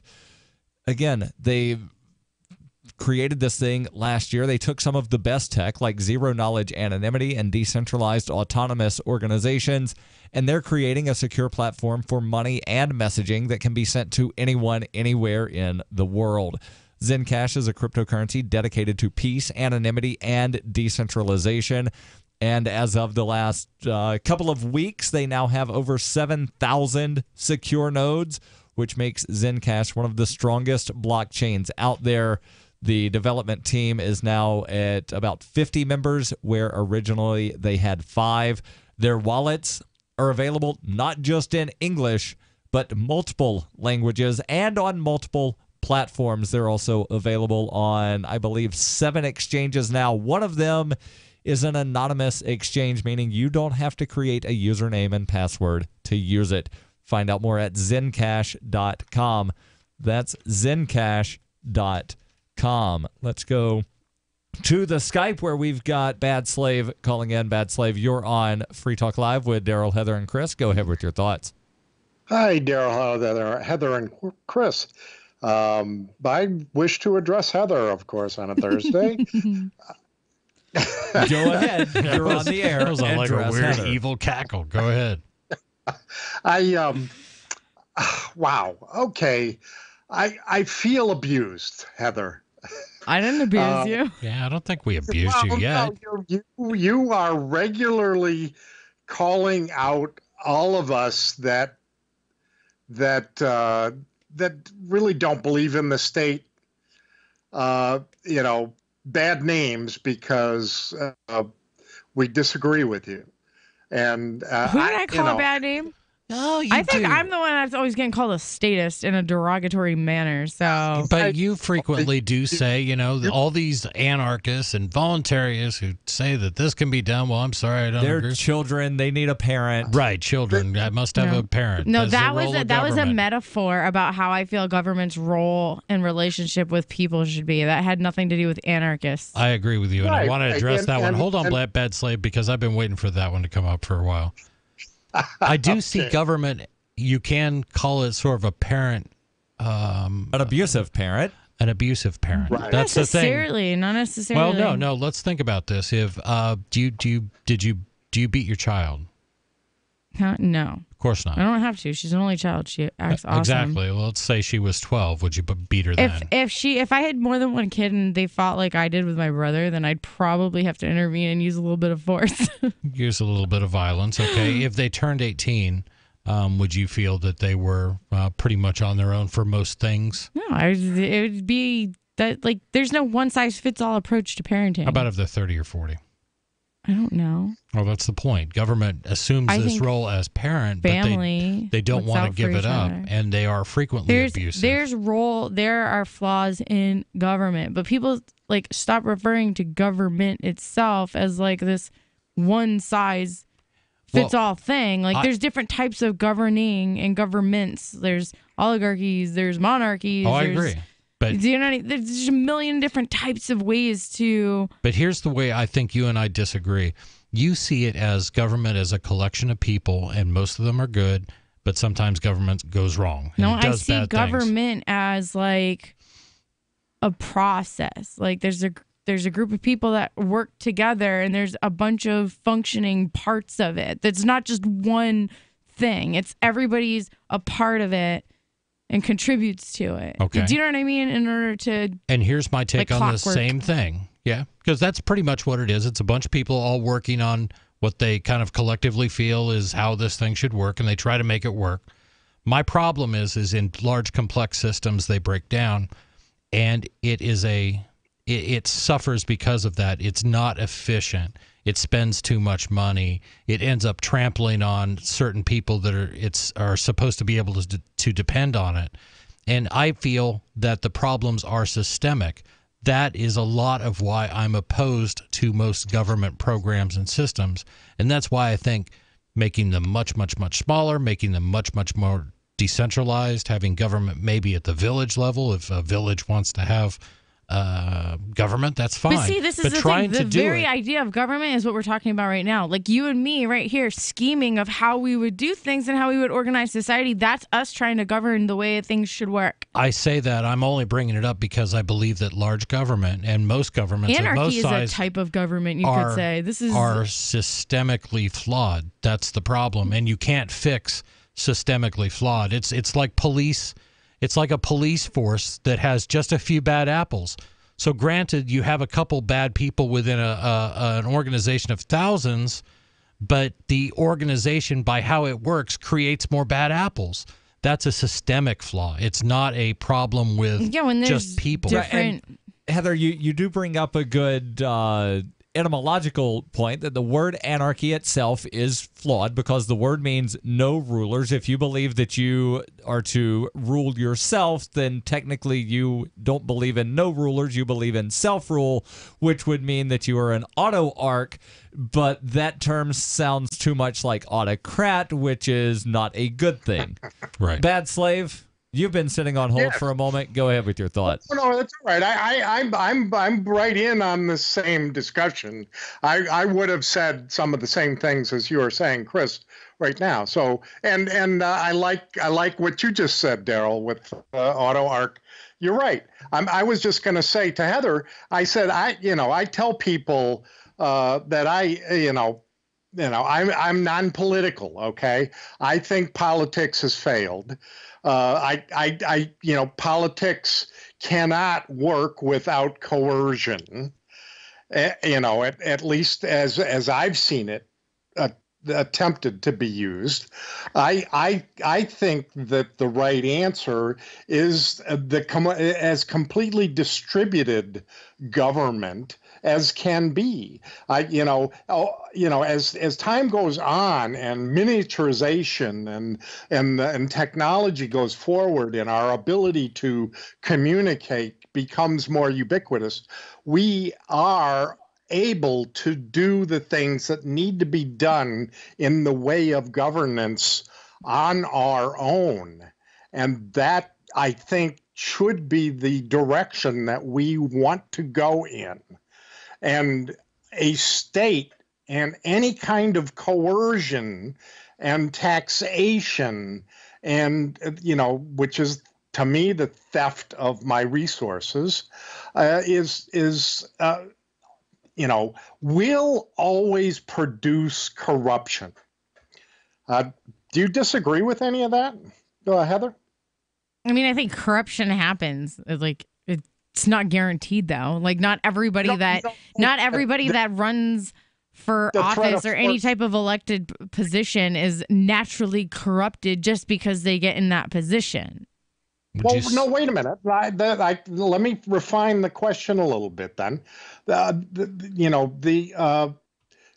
order to tax, there are always going to be members of this collective that are not interested in paying so those if 999 people agree to do something and one person doesn't want to, that one person can't overrule 999 people. They can leave. Could they opt out? Couldn't they just say, I don't want to play? Not if the 999 people agree that they own this particular region and that this is how it should be. That's just life. That's not majority rules. It really is, though. Go ahead, Bad Slave. Do you not see that when there are people that are not harming anyone ever, and yet are being required to pay money for things they don't want? I mean, almost everything the government supplies at the point of a gun is something we don't want. That's the actual simplest libertarian question. Do you want anything? Like, what? Can I ask you something? Instead of picking, what are your ideas to make anything better? Is yours just, let's just get rid of all government? That'll make everything perfect. That's unrealistic. If you want, instead of calling week after week, picking at my views and my beliefs, make a suggestion. Hold on, let him talk. To answer the question, Heather, you want to all of a sudden assume that the rest of us out here can't, by voluntary action, agree to produce any good that we may. You're free to do whatever you want to do, buddy. It's not my problem. Hold the thought. We'll bring you back. This is Free Talk Live, 855-450 free. Ever since ID Stronghold created RFID blocking wallet technology over 10 years ago, major designer brands have tried to create their own versions. But do they really work? We let real people test designer brand RFID blocking wallets using the same rigorous testing ID Stronghold wallets go through. So how did the designer brands do? I expected notable brands to perform well, and I was pretty surprised to see that it was not fully protective. Wallets by those big brand names that I like and trust don't really do what they're advertising that they do. Get a Stronghold on your credit cards, license, and other critical data with ID Stronghold wallets. Other RFID blocking wallets simply aren't the same. ID Stronghold just outperformed them in every aspect. I would definitely recommend ID Stronghold wallets to my friends and family. Check the label. If it doesn't say it's an ID Stronghold, it's not. I'm very impressed with the ID Stronghold wallet. Get the most trusted brand in RFID blocking wallets and protect yourself from electronic pickpocketing. IDstronghold.com. I love My Magic Mud. I drink a lot of coffee. I had stains on my teeth. Then I found My Magic Mud, and I was told it would remove stains. So I paid attention when I brushed the first time. My Magic Mud is black tooth powder, and the difference it made in my teeth in one application was noticeable. With 4, my teeth were as white as you normal folks out there. Please go to mymagicmud.com and buy a jar. There's 150 applications for $25. You can use Bitcoin, mymagicmud.com. So you've heard all 3 hours of the latest episode of Free Talk Live, and you're still hungry for liberty-oriented audio content? Did you know that we have another 24/7 audio stream at LRN.FM? The Liberty Radio Network airs the latest episodes of some of the best liberty-oriented podcasts on the internet around the clock. In addition to recorded content, you'll also hear live shows like Free Talk Live, originating from our Keene, New Hampshire studio. So listen anytime at LRN.FM. That's LRN.FM. You're listening to the live edition of Free Talk Live. Hour number 3 is next after the news here on the Liberty Radio Network at LRN.FM. From Keene in the Shire, the Liberty Media capital of the world, this is Darryl W. Perry, host of FPP Radio News for Thursday, March 1st, 2018. Silver is trading at $16.26 per ounce. Gold is valued at $1,306 per ounce. Zencash is trading at $40, and the average price of Bitcoin is $10,679.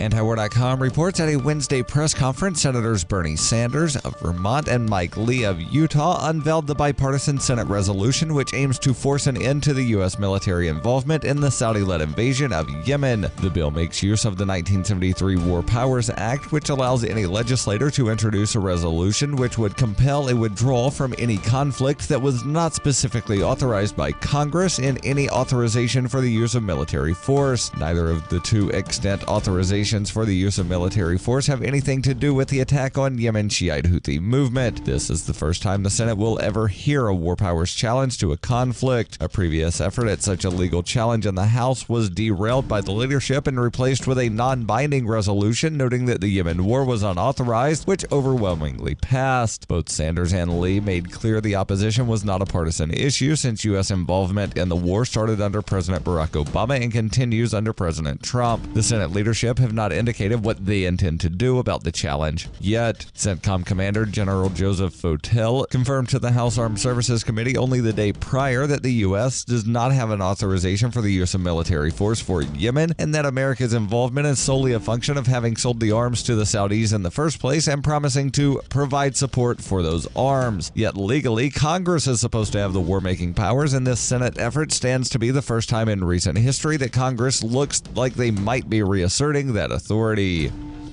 Are you looking for a cryptocurrency that has a focus on users and usability? Then look into Zencash. Zencash is the world's first private, distributed, and reliable platform for communications, transactions, and publishing. Zencash features global governance with inclusive decision-making, reliable funding for continuous improvements, and documentation and wallets in many languages that are available for Linux, Mac, Windows, and Android devices. Learn more at zensystem.io. That's zensystem.io. UPI reports Walmart announced Wednesday it will raise the age restriction to purchase a firearm to 21. The retailer said it will update its processes to reflect the new restrictions for the purchase of firearms and ammunition as quickly as possible after reviewing its firearm policy in light of recent events. Walmart also said they will remove from their website non-lethal airsoft guns and toys and other items resembling assault-style rifles. Walmart noted it ended sales of modern sporting rifles including the AR-15 in 2015 and does not sell bump stocks, high-capacity magazines, and similar accessories. Dick's Sporting Goods also announced they will stop selling such rifles and raise the age restrictions for purchasing firearms. The sporting goods chain said it will also no longer sell firearms to anyone under the age of 21 and will stop selling high-capacity magazines and bump stocks, which allow semi-automatic weapons to fire more rapidly. For over 40 years, Roberts & Roberts Brokerage has been a trusted source for buying and selling precious metals. Gold, silver, platinum, and palladium. They don't feed the banks. They're Bitcoin preferred and have removed the minimum purchase amount for all orders paid in the digital currency. Call Roberts & Roberts Brokerage today for knowledgeable advice on buying and selling precious metals and a forward-thinking approach to new technologies. 800-874-9760 or visit online at rrbi.co. Reuters reports the U.S. Supreme Court on Tuesday curbed the ability of immigrants being held in long-term detention during deportation proceedings to argue for their release in a ruling in sync with President Donald Trump's Get Tough approach towards immigration. The court's conservative justices carried the day in the 5-3 decision that overturned a lower court's ruling that required that immigrants held by the U.S. government awaiting the outcome of deportation proceedings get a bond hearing after 6 months of detention to seek their release. The ruling could lead to indefinite detentions of certain classes of immigrants, including some with legal status whom the government wants to deport. The U.S. Supreme Court threw out a 2015 decision by the San Francisco-based 9th U.S. Circuit Court of Appeals that the government must provide bond hearings to gauge danger and flight risk when detention exceeds 6 months and every 6 months thereafter. The Department of Justice under former President Barack Obama had challenged that ruling. The Trump administration took up that appeal. DOJ spokesman Devin O'Malley said the 9th Circuit's ruling had resulted in unnecessary bond hearings, adding to a backlog in the immigration court system. This has been FPP Radio News. Online at fppradio.com.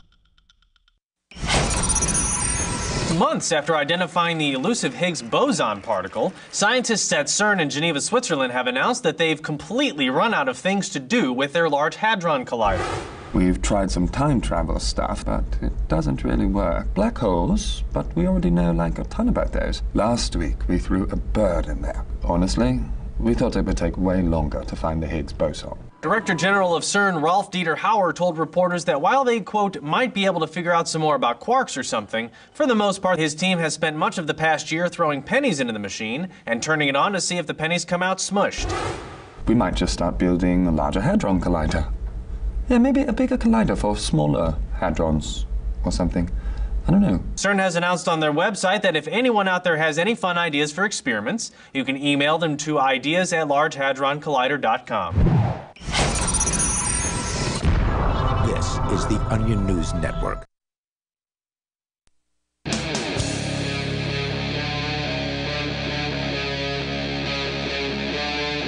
Free Talk Live. This is Free Talk Live, kicking off hour number 3 in studio tonight. It's Darryl. And Heather. And Chris. Your calls and thoughts are welcome about whatever is on your mind. We've got Bad Slave still on the Skype we'll get back to in just a moment. He was having a conversation with you, Heather, about the nature it's like of the government. Same conversation every week. And whether or not majority rules, or is there such a thing as individual well, rights? apparently it does. I'm just stating the obvious, not an opinion, okay? Like, it's not my responsibility to protect other people from taxation. So if the majority of people in the town you lived in voted to say that people named Heather are not allowed in this town, you would wind up being okay with that? Because I would be like, screw this town. I'm going to go somewhere else. Okay. That's my choice. It's not your responsibility to protect me. But it's also not my right to infringe on your rights. Let's go back to Bad Slave. Bad Slave, Heather had asked you a question. Do you remember what that question was? Do you have any actual like ideas or solutions? Like, can you present a problem with today's society and then propose an actual solution to it? Good one. I'm sure. Give me a problem. Well, you get to come up with a problem and you get to present the solution. Take exactly. your pick. Go ahead. You could say war on drugs or government schools. Are government schools a problem? Depends on where you go, I guess. I mean, it's your choice. Detroit, so you can go ahead and say, I believe government schools are a problem, and here's my solution. Is to privatize them and allow people to go ahead and either homeschool, private school, or whatever. And for the poor, that there would be plenty of charity to make sure that the available tools are out there. And I think that right now what schooling, teaching, and particularly government schools is engaged in is a restriction of learning. Okay. I think we got where you're going. So for example, I'm just going to rattle off some ideas. We do away with the Federal Department of Education. You okay with that? Yeah. Okay. Hold on. That didn't exist until 78. Heather, are you good with getting rid of a department that's only been around for 40 years? Yeah. That really just takes tax money and then sends it back to states. Well, I was good with my education, so. Okay. Well, that wasn't the question. Right. The question is would you be okay with doing away with a federal department that simply receives money from the states? It churns through about $5 billion in overhead, and then what's left over, it distributes back to the states in the form of block grants. So it wastes $5 billion that could be going towards educating children. I'd be willing to eliminate it and do like a trial thing, like see if it, the success of education in the country gets better with the removal of it. So basically what we've kind of agreed to is that we can do away with the Federal Department of Education. Well, I wasn't, okay? $5 billion now can stay at the state level. It doesn't get taken to Washington through taxation and distributed back out. So now we've added $5 billion to it. See, I think we should just other states should model what they do in Massachusetts as far as schooling, because it seems to work really well. I mean, we have charters. What is that model? Because we have charters, nobody outside of Massachusetts knows what it is. Public schools, we have charter schools, we have technical schools, we have all different types of schools competing with one another. Like when I graduated middle school, like I had so many different high schools that I could choose from to go to. And so kids that were into technical stuff, plumbing, whatever the case may be, they could go to a trade school. They didn't have to go to public high school. You could go to a public high school. Who operated the trade school? I'm not exactly sure. Was it the school district? Was it a I think so. private entity? Then it's still a government school. Well, that's okay. Would you care if schools could just open up? I'm a plumber and I've got 10 friends that are plumbers, but we're interested in encouraging more people to be plumbers. So we're going to open a plumbing school and we're going to offer internships with our own companies. I think that might be kind of how the tech schools. Okay, that's fine, but you'd be okay with private companies doing that, not just the either way. government. It was good because like you had choices in the the graduation and success rate and job rate and probably stuff like that. It's all good in Massachusetts. It's a good state for education. Probably Bad Slave, final thought.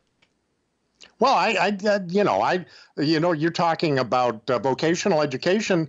That was really, really well handled 200 years ago by apprenticeships. I mean, when the people are doing stuff and the kids can learn, I mean, young kids can start learning plumbing and electrician and, low voltage cabling and, fiber optics, whatever. They can go in and start, being a low paid kind of person and learn a trade and folks, children want to learn badly. That's what we're designed to do. You put the material in front of a kid. I mean, with the computer, with actual physical access to different things, and these kids will learn. What goes on in government schools is the opposite of true individual learning. And what I would like to have education be, and you don't need to do taxation at all for that. Bad Slave, thank you for the call. Let's go to Caleb calling in from Chattanooga, Tennessee, listening to WGOW. Caleb, you're on Free Talk Live. Go ahead with your thoughts. Hey, guys. I was wondering if I could get you to play some Nickelback or Creed. No, because this is not a music show. Oh, I guess you guys aren't taking requests. No. Do you have? And even if we were, Nickelback would be off the menu. Hold on. I'm not opposed to Nickelback. You're a Nickelback fan, Darryl. That's not what I said. Darryl likes Nickelback. Folks, you heard it here first. That is not what I said. I said I'm not opposed to them. There's like one or two songs that aren't horrible. But Caleb, continue with whatever you actually called in about. Yeah, I was calling in about cryptocurrency, and I think cryptocurrency is still pretty young, but it does have a lot of future to go. I'm not alone in that thought process. But one of my favorite cryptocurrencies is Digibyte. Now, Digibyte, it's been around for about 4 years. It's not just some new ICO. It actually happens to be in the UTXO blockchain. The UTXO blockchain is the unspent transaction output. Mm-hmm. And that's like the most popular type of blockchain that's out there. So what exactly does that mean? The UTXO blockchain, that makes it where it's the unspent transaction output, where that's not anything pre-mined. So whatever coins have been mined are in circulation, but what has been mined is not available, and there's a cap on how much currency is going to be made. And once all those coins are mined, there's not going to be any more to be mined. It's got a set number. And it's the most decentralized. What makes it more decentralized than, say, Zencash or Dash or something else of that nature? Well, there still is competitive currencies out there with their own design. I'm not a computer engineer, but... Right, but you said it's the most decentralized. I'm just trying to figure out what makes it the most decentralized. I'm not asking you how decentralization works. Well, one thing I will say about the decentralization of Digibyte is that it has 5 mining algorithms. So that's hard to compete with. I don't know of any other currency out there that's got 5 mining algorithms. I think Verge it's got has over a number of them, 100,000 full nodes. Yeah. Caleb, thank you for the call. Your calls and thoughts. Welcome. 855-450-FREE. That's 855-450-3733. What are your thoughts on cryptocurrency or taxation or, well, pretty much anything? This is Free Talk Live. I got my Blink home security system delivered right to my door. I downloaded the app and it walked me right through the easy setup. Even with my complicated router system, I was done in like 10 minutes. Now it notifies me whenever something moves in front of the wireless cameras, or I can just check it whenever I want right from my phone. And I got you a deal. Get 3 Blink cams for what the other guys charge you for 1, plus an extra 10% off. Visit blinkprotect.com/FTL. blinkprotect.com/FTL. blinkprotect.com/FTL. What's more profitable, running your business or doing bookkeeping? Doing your business, of course, but you want to keep your books so that you can maximize your tax savings, right? What if I told you that there's a person that's a bookkeeper, accountant, and law school graduate that's also a hardcore libertarian? My name is Melanie Johnson, and I hate the state. I will aggressively help you to minimize your tax exposure and maximize profits, all while staying within the law. Melanie's your best choice for your taxes and bookkeeping needs. Go to tax.freetalklive.com and check out our website, tax.freetalklive.com. The Bitcoin.com wallet is a simple and powerful full-featured Bitcoin Cash and Bitcoin Core wallet that allows you to send and receive either currency with anyone, anywhere in the world. The Bitcoin.com wallet supports both single and multi-signature wallets and is available in multiple languages. Download the Bitcoin.com wallet for easy and secure access to your Bitcoin Core and your Bitcoin Cash. The Bitcoin.com wallet is available for Android, iOS, Windows, Mac, and even Linux. Learn more at Bitcoin.com. That's Bitcoin.com. Cryptocurrencies are successful because of good technology. The liberty-loving voluntarists who founded Zencash in 2017 took the best tech, like zero-knowledge anonymity and decentralized autonomous organizations, and are creating a secure platform for money, messages, and media that can be sent to anyone, anywhere in the world. Zencash is a cryptocurrency dedicated to peace, anonymity, and decentralization. Find out more at zencash.com. That's zencash.com. Is spreading the message of liberty, cryptocurrency, and peace around the globe worth $2 per month to you? As you may already know, in addition to our internet feed, LRN.FM broadcasts on free-to-air satellite across North and Central America, as well as sub-Saharan Africa. And we've been available on satellite for free 24/7 since 2010. The LRN.FM free-to-air satellite signal is reaching some of the most oppressive regimes in the world, and there's no doubt our ideas are making an impact. You can learn more about the channel's impact by watching the 3-minute video at fund.lrn.fm. If you'd like to help free minds globally with our ideas of liberty, cryptocurrency, and peace, you can donate as little as $2 per month via fund.lrn.fm. You can help us continue and expand our satellite broadcast to multiple continents. Visit fund.lrn.fm today, and thank you for your help. Don't forget to share the link on social media. That's fund.lrn.fm. LRN.FM is proud to announce our official listening apps for Android and iOS devices. Now you can easily tune into our streams anywhere, anytime on your smartphone or tablet. Just visit apps.lrn.fm or search for LRN.fm in the Android or Apple app stores. Please download, rate us 5 stars, then share the link on your social media and let your friends and family know how you're listening to LRN.fm. Download it now, free at apps.lrn.fm. Ross Ulbricht was convicted in early 2015 of running the infamous Silk Road Underground Market. The Silk Road was a gift to humanity and helped reduce the harms brought on by drug prohibition. For this good deed, Ross has been sentenced to life in prison with no possibility of parole. Now, an appeal is Ross's only chance, and he needs your support. Please visit freeross.org, where you can contribute via various methods, including Bitcoin. Visit freeross.org. That's freeross.org. You can put the Liberty Radio Network on the air in your area. Visit broadcast.lrn.fm to learn how. Broadcast.lrn.fm.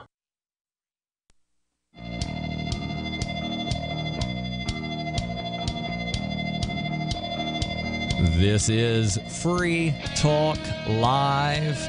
855-450-FREE. That's 855-450-3733. I want to tell you about a home security system that you can get delivered straight to your front door or side door or whatever door it is that's on your house where deliveries go. You can get this Blink home security system delivered there.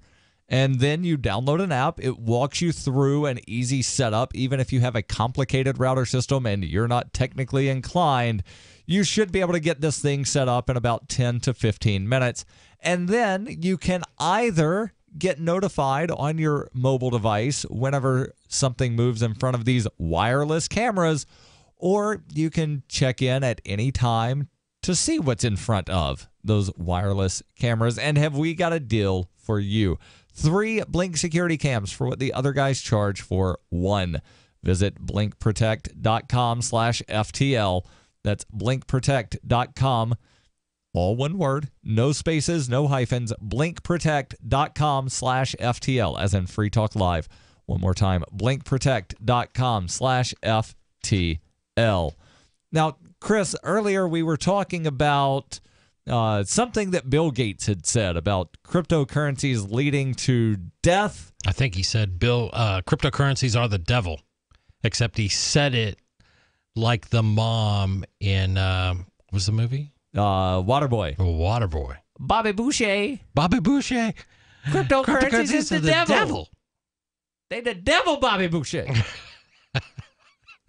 So did we pretty much beat that to death? Oh, we read the entire article, if that's what you mean. Okay, that means we beat it to death. I think we might have Ricky on the Skype.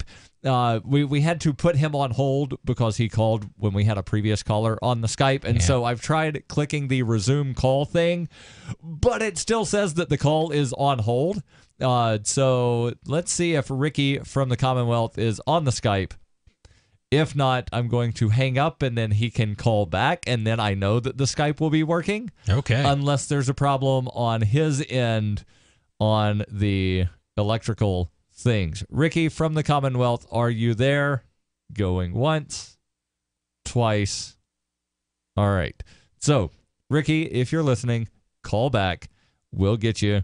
Sometimes the Skype thing doesn't work right when you put somebody on hold and then bring them back from hold, because, electric stuff and technology can sometimes not be the best thing. Now, let's change gears here completely. Chris, did you hear the news that Bernie Sanders and Mike Lee have rolled out a bipartisan Senate resolution to possibly, maybe, if it winds up going through unamended, ending U.S. involvement in the Saudi-led invasion of Yemen? I was really trying to figure out where anything that started with Bernie Sanders and Mike Lee was going to go. So, okay, no, I have not seen this headline, Darryl. This is interesting. Yeah, its story comes from antiwar.com. They say the bill makes use of the 1973 War Powers Act, which allows legislators to introduce a resolution which could compel a withdrawal from any conflict that was not specifically authorized by Congress in an authorization for the use of military force.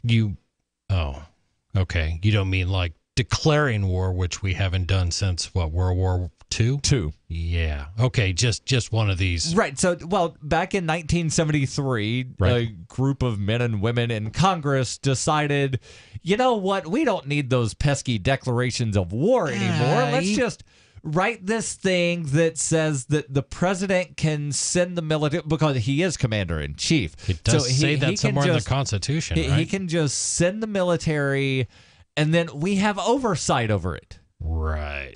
And then we can, authorize it through an authorization of use of military force. And then if they wind up violating that or sending outside of the scope, then we just wind up passing something saying, Mr. President, you did a no-no. Yeah. Neither of the two current authorizations for use of military force have anything to do with attacking Yemen. It's a really good, it's a good tactic, and it's not often that I applaud Bernie Sanders, but this is a good move. It's a smart move, and it's one of those that, okay, tell us how we're wrong. You can't. There isn't one, other than they'll both be painted as communist fascists, just supporting the left, and that's certainly Bernie Sanders, but not necessarily Mike Lee. Right. Antiwar.com says this is the first time the Senate will have ever made a war powers challenge to a conflict. There was a previous effort at such a legal challenge in the House that was derailed by leadership and replaced with a non-binding resolution noting that the Yemen war was unauthorized. However, it didn't actually say, and Mr. President, you need to knock it off. Both Sanders and Lee made clear the opposition was not partisan, since U.S. involvement in the Yemen war started under Barack Obama and continues under Donald Trump. The Senate leadership has not indicated what they intend to do about the challenge. CENTCOM Commander General Joseph Votel confirmed to the House Armed Services Committee only the day prior that the U.S. does not have an authorization for the use of military force for Yemen, and that the U.S. involvement is solely a function of having sold arms to Saudis, and they promise to provide support for the arms. Okay, I'm still going back to the timeline here. So when people say that, you know what, if we give government just this little bit more power, it's not like they're going to abuse it because we still have congressional oversight. So the original 1973 law is called what again? I'm sorry. The War Powers Act. The War Powers Act. So we're going to give this will be there. And, if the president needs to go in somewhere, Congress will provide oversight. Yep. And 45 years go by and it's been challenged how many times again, Darryl? It has never successfully been challenged in the House or the Senate. There was something that was introduced in the House that was then replaced with a non-binding resolution saying that the Yemen war was not authorized. Okay, so basically what I'm saying is this is a feckless law, the way this was written and the way Congress was able to abrogate its power and its responsibility to be the only branch of government that can declare war, can send our troops into harm's way. It abrogated that to the executive branch, and just said, well, we'll just keep an eye on it. That never works. It doesn't work. And this is where sort of that, bigger government argument completely falls apart.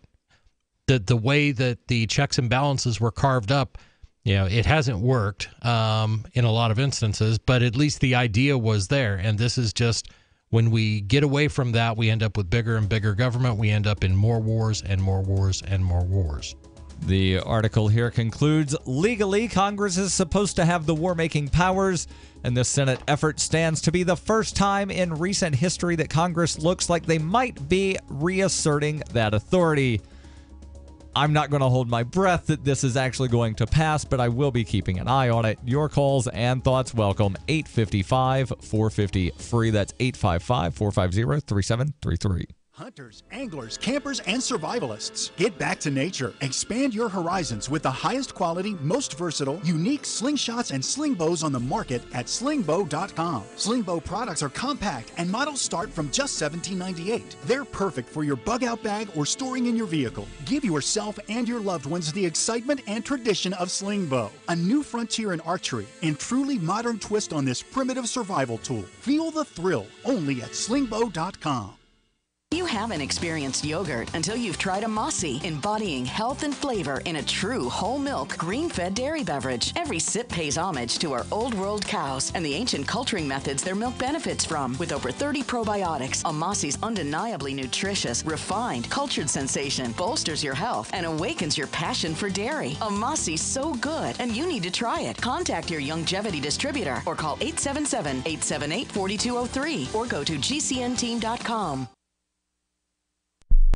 I always dreamed of providing the nation with concise recaps of the week's events. One fateful summer in 1934, legendary onion mogul T. Herman Zwiebel was passing through our town to acquire an oil derrick when he overheard me calling in the oxen in my breathy baritone and offered me the opportunity of a lifetime. Yes, from the turbulent war times of the 1940s. The Onion welcomes the majestic Axis armies as conquering heroes. To the free-spirited 60s. And remember, there's nothing more cosmic than keeping your house insulated with Thermoflake brand asbestos. I can truly say I've been here for the turning of the ages. But now, viewers, my beautiful 19-year-old wife and I will take our much-deserved retirement to my Genevan chateau. I wish all of my detractors empty, destitute lives. And for my allies, I hope for all the pleasures availed by heaven. So, finally, let me say one last time, for more, keep checking theonion.com. This is the Onion News Network. So you've signed the Shire Society Declaration and are planning your move to New Hampshire to be around more liberty-oriented people. Next, sign up for the Shire Society Forum at forum.shiresociety.com. There are a bunch of people there who are already in the Shire, and they want to meet you. If you're already in the Shire physically, you should also come by the forums. Remember, not everyone uses Facebook. New people are signing up for the Shire Society Forum every month, so drop in and say hello at forum.shiresociety.com. There are lots of ways to listen to Free Talk Live. Our podcast has been around since podcasts began, and now the FTL feed is loaded with content besides our full show archives. Did you know that we make it easy for you to customize your podcast subscriptions? We have different feeds, one that includes only our full shows, one with just the Daily Digest, and one with just the Edginton Post. You decide what you listen to. It's quick and easy to customize your feeds at feeds.freetalklive.com. That's feeds.freetalklive.com. Since time began, tyrants have taken aim at personal liberties. Now there's a movie that aims back. The government has no more right to tell us what to put in our bodies than they have to take our guns or tell us what books we can read. 6 drug police were eaten by bears while raiding a marijuana farm. On your knees, you dirty hippie! Jesus. On your knees! What's the problem, officer? Today, many cops who enforce pot laws do so only because it provides them with cushy jobs, good benefits, and a chance to push people around. I was an undercover narcotics officer. The drug war is nothing but a farce. The Second Amendment says you got to keep you and your gat intact. Guns and Weed, The Road to Freedom. A film by Michael W. Dean and Nima Vadadi. DVD available now at gunsandweed.com or on Amazon. That's gunsandweed.com. Makes the perfect gift. Remember, that's gunsandweed.com. Help get LRN.FM into more ears. Visit promote.lrn.fm for a free bumper sticker, flyers, banners, graphics, and more. Promote.lrn.fm.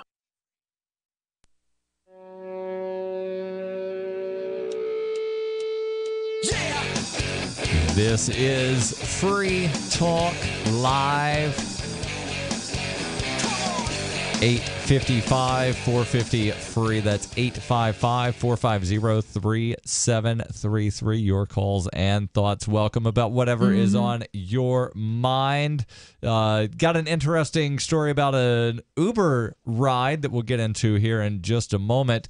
But want to remind you, if you're going to do any shopping anytime soon, head over to shop.freetalklive.com. There you'll find links to places like Walmart, Newegg, Amazon Canada, Amazon UK. Sorry, no Amazon US. They broke up with us for saying what an affiliate link did.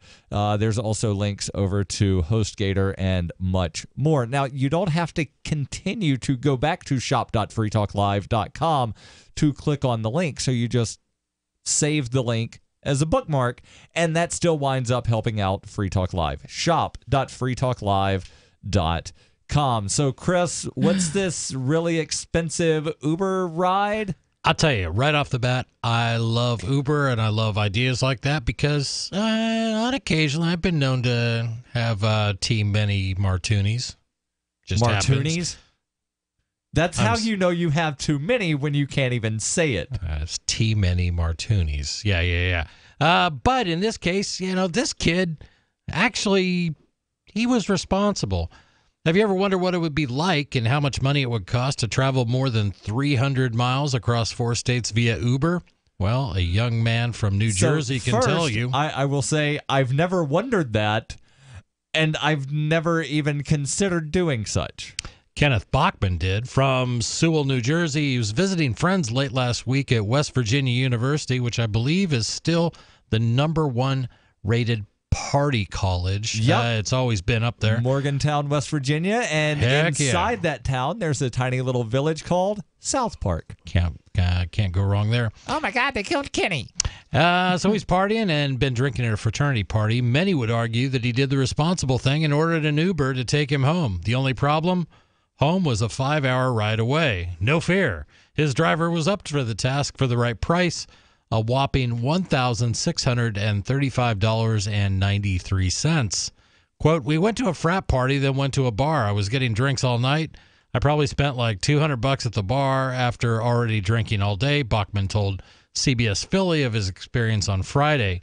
Basically, I just kind of blacked out. The last thing I remember was being at the bar, and then I woke up in the Uber next to an older dude telling me I was an hour out from Jersey.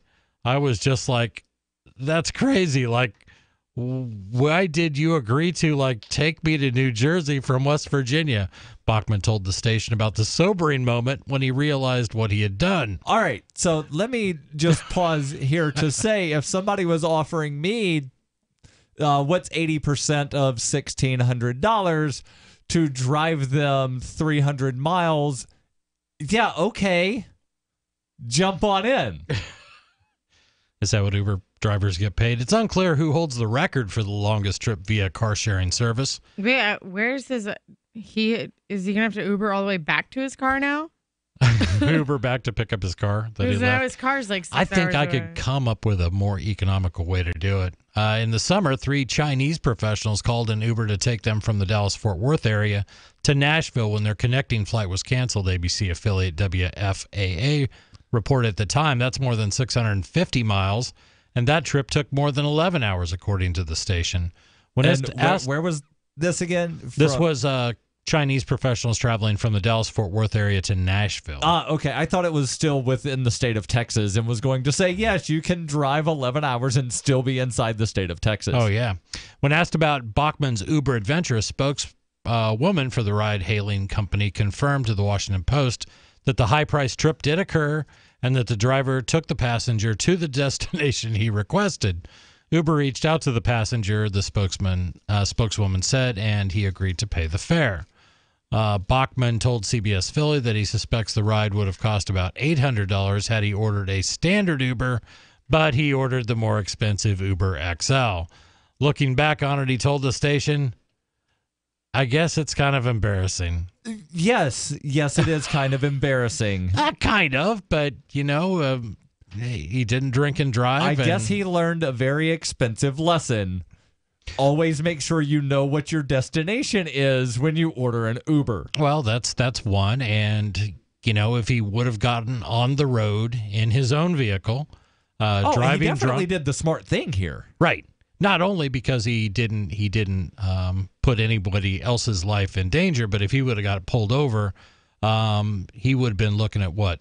$2,000 to $5,000 in fines, possible jail time. Yeah, I don't know what the fines are in West Virginia. Well, but say he made it out of West Virginia, then he would have been in Maryland, then he would have been in Pennsylvania. There's all these different states he would have had to travel through, and plus paying for a lawyer because you'd have to do that. I mean, that honestly could have cost him easily $10,000 by the time he got done with dealing with a DUI.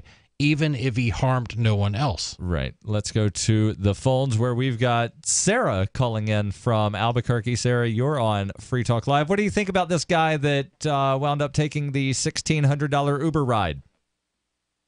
Well, you know what? If he could afford it, it keeps him from going the wrong way on the freeway like they do in New Mexico and killing a whole family. I think it's a good deal. So how often do people drive the wrong way on the freeway in New Mexico? Quite often. I was told that they do As it in quite often. once a year, once every 5 years, every hour? I don't know, maybe 10 years or so. Every think. 10 years or so. Okay. Hey, Yeah, but I wanted to mention about, I called in really to not whatever you guys want to talk about, but I called to talk about the galactose molecule. The galactose molecule. All right, tell us about this thing. Well, you know what? I never knew such a saccharide ever existed until 4 months ago. So to me, it's it's been kept out of our biology classes. To me, on purpose, because they like to keep the public, keep the public ignorant. Governments like to do that. I agree. Well, the thing is, I heard about fructose, lactose, glucose, and sucrose. Those are 4 sugars that I know, but I never knew that there was 8 essential saccharides. So galactose is one of the 8 essentials. So I must be missing another. Where does this come from? Is this a synthetic thing? Is this natural? Right. This sugar is only found in, like I said, the fine ripened fruit and vegetables. Fine ripened fruit and vegetables, like the Texas Superfood. The football player that says, "Oh yeah, you've called in about this multi-level marketing thing before with the Texas Superfood." And who's the football player? You still haven't figured out who the football player is that talks about it? Well, I want to know who the guy is because I thought he was just a crackhead from Detroit that they just grab off the street. That's the way that he talks. So you're not willing to listen to a crackhead, but a former football player you'll listen to? And Sarah, well, you know what? You look at their lifestyle. You know what I mean? If they say I'm a famous football player, they have some kind of credibility of their responsible, successful person. That they have done something right, and they could buy the bottle for $75 per bottle. And crackheads don't have $75. Hey, Sarah, can I ask a favor? Yes. You're the caller, and you get to set the subject. Can I change the subject to something you know something about? You get to ask her questions. That's how this works. I want to talk about pedestrian deaths by automobiles. Can we talk about that for just a second? Well, that's going to be all the rest of the show. I'm sorry. I have to talk about the galactose molecule. Look, you don't have to talk about anything, Sarah. What I was going to say is Albuquerque is the 23rd worst city for pedestrians. This is who's number one? Number one, all the top 7 are all in Florida. Florida is the worst place to walk. Sarah, thank you for the call. And yet she always calls in about the strangest things, and she's called in the last several nights about this MLM thing. This is Free Talk Live. I've said it many times on air, and I'll say it here. The New Hampshire Liberty Alliance is one of the most important organizations for freedom in the world. New Hampshire is ground zero for freedom, and the NHLA is the best organization at promoting effective liberty activism. This ad is sponsored by Free Talk Live, and I, Mark Edge, am a lifetime member because I believe in the NHLA. Please check them out at nhliberty.org. Not everyone can move right now, but you can support the cause. Donate top cryptocurrencies or old-fashioned U.S. dollars, nhliberty.org. Visit their website and see what they're all about, nhliberty.org. What's more profitable, running your business or doing bookkeeping? Doing your business, of course, but you want to keep your books so that you can maximize your tax savings, right? What if I told you that there's a person that's a bookkeeper, accountant, and law school graduate that's also a hardcore libertarian? My name is Melanie Johnson, and I hate the state. I will aggressively help you to minimize your tax exposure and maximize profits, all while staying within the law. Melanie's your best choice for your taxes and bookkeeping needs. Go to tax.freetalklive.com and check out our website, tax.freetalklive.com. It's about time something new came along for better selling and buying online. And I found it. What now, Marge? It's buysellmakeoffer.com. Never heard of it. It's a brand new company. That's why you've never heard of it. It's the newest and best way to sell any products online. I did all the research. Sell my car? Yes. Our home? Yep. My golf bag? Your golf clubs. All of them. How about your purse collection hoard? Hey, now. You said any product. Right. I did. We get 30 days free. Really? Packages starting from only $9.95. And buysellmakeoffer.com will never charge item fees ever. Never. And this is cool. Listen to this. You can even use Skype or video to show your items. That's cool. Yes. All we have to do is go to the website, sign up, and then load our stuff to sell. I love this site. Buysellmakeoffer.com. Buysellmakeoffer.com. You got it? Buysellmakeoffer.com. Buysellmakeoffer.com. Better selling, better buying. Hey guys, Mark Claire here, lionsofliberty.com, where we strive to advance the ideas of liberty daily. We bring you the Morning Roar. That's right, every Monday to Friday we'll have a brand new edition of the Morning Roar, where we provide a roundup of some news stories that you may not find in the mainstream media or even in your typical social media newsfeed. We find stories that relate to the ideas of liberty and provide you with our liberty perspective on them. Every Monday, we have our longest-running feature, Mondays with Murray, named after the great libertarian Murray Rothbard, where we'll examine an article or an excerpt from his works and help convey his view, along with our little spin as well. We wrap it all up every Friday with Felony Friday, where our own John Odermatt goes out and takes a look at some sort of felony. There's felonies committed every day, you know, whether it's a felony committed by the police, a politician, or even an average citizen. You can find all of this and so much more over at lionsofliberty.com. Advancing the ideas of liberty daily.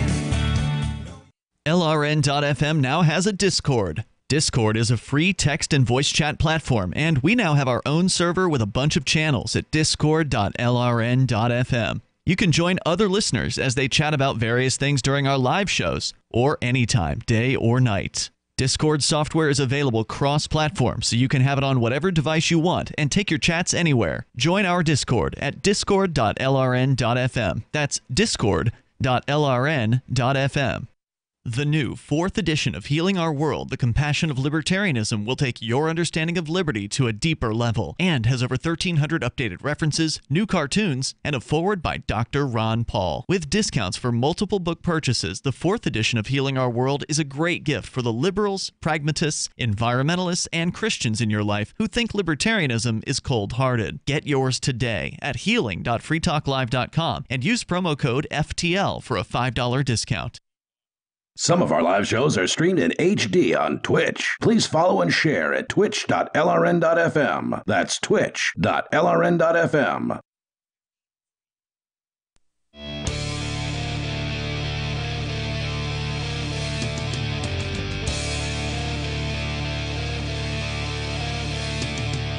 Another edition of the Edginton Post show here at the North American Bitcoin Conference. This is Mark Edge here for Free Talk Live, grabbing the interviews that I think are going to be relevant to you, the listener.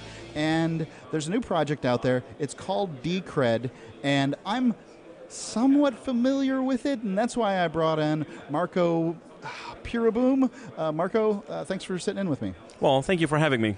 So, Decred, this is not an ICO. This is a currency. It is. Right? Yeah. And what separates Decred from the 1,300 coins at last count that are out there? Well, a lot of things, really. So, but I want to say that the big one is that we have actually been around for much longer than people think. So even though you said new project, no, it's really not new. Our chain went live in 2016, early January 2016. Yep. So that's 2 years at this point going. That's eons. That's eons in crypto time. land, right? I know. I can't remember his name off the top of my head, but you have this brilliant guy who's doing programming work for you. I've chatted with him at just so many conventions, and Dave Collins is the one you're talking about. Incredibly intelligent man. So it's unfair to the rest of us if you have to deal with Dave because he's just right all the time, and and it's it's sometimes a little bit hard to deal with and hard to convince that too. No, he's absolutely Dave's like the engineer's engineer. Every stereotype you might have about an engineer, Dave's like that, and better. Yeah, it's scary. Yeah. Yeah, he's very, very bright, and obviously that helps our project quite a bit because he just has so much to add. It's what makes me so interested, just the time I've spent with him, But anyway, please go ahead. Explain what Decred is. So, but Decred has been around for about 2 years, and we worked on it in code for about 3 years prior to that. So overall, the project is about 5+ years old. So did it have a previous name?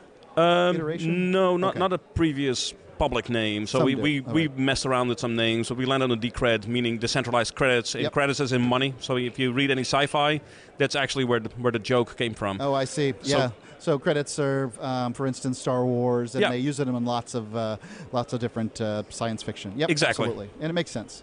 And a credit is really it's just a takeoff of the Federal Reserve note, which is also a form of debt. A credit would be against a debt. So go ahead. A lot of puns were thought of as well. We were coming up with the name. Well, we'll see whether the number 42 slips in here somewhere. It might. So, and Decred is different how?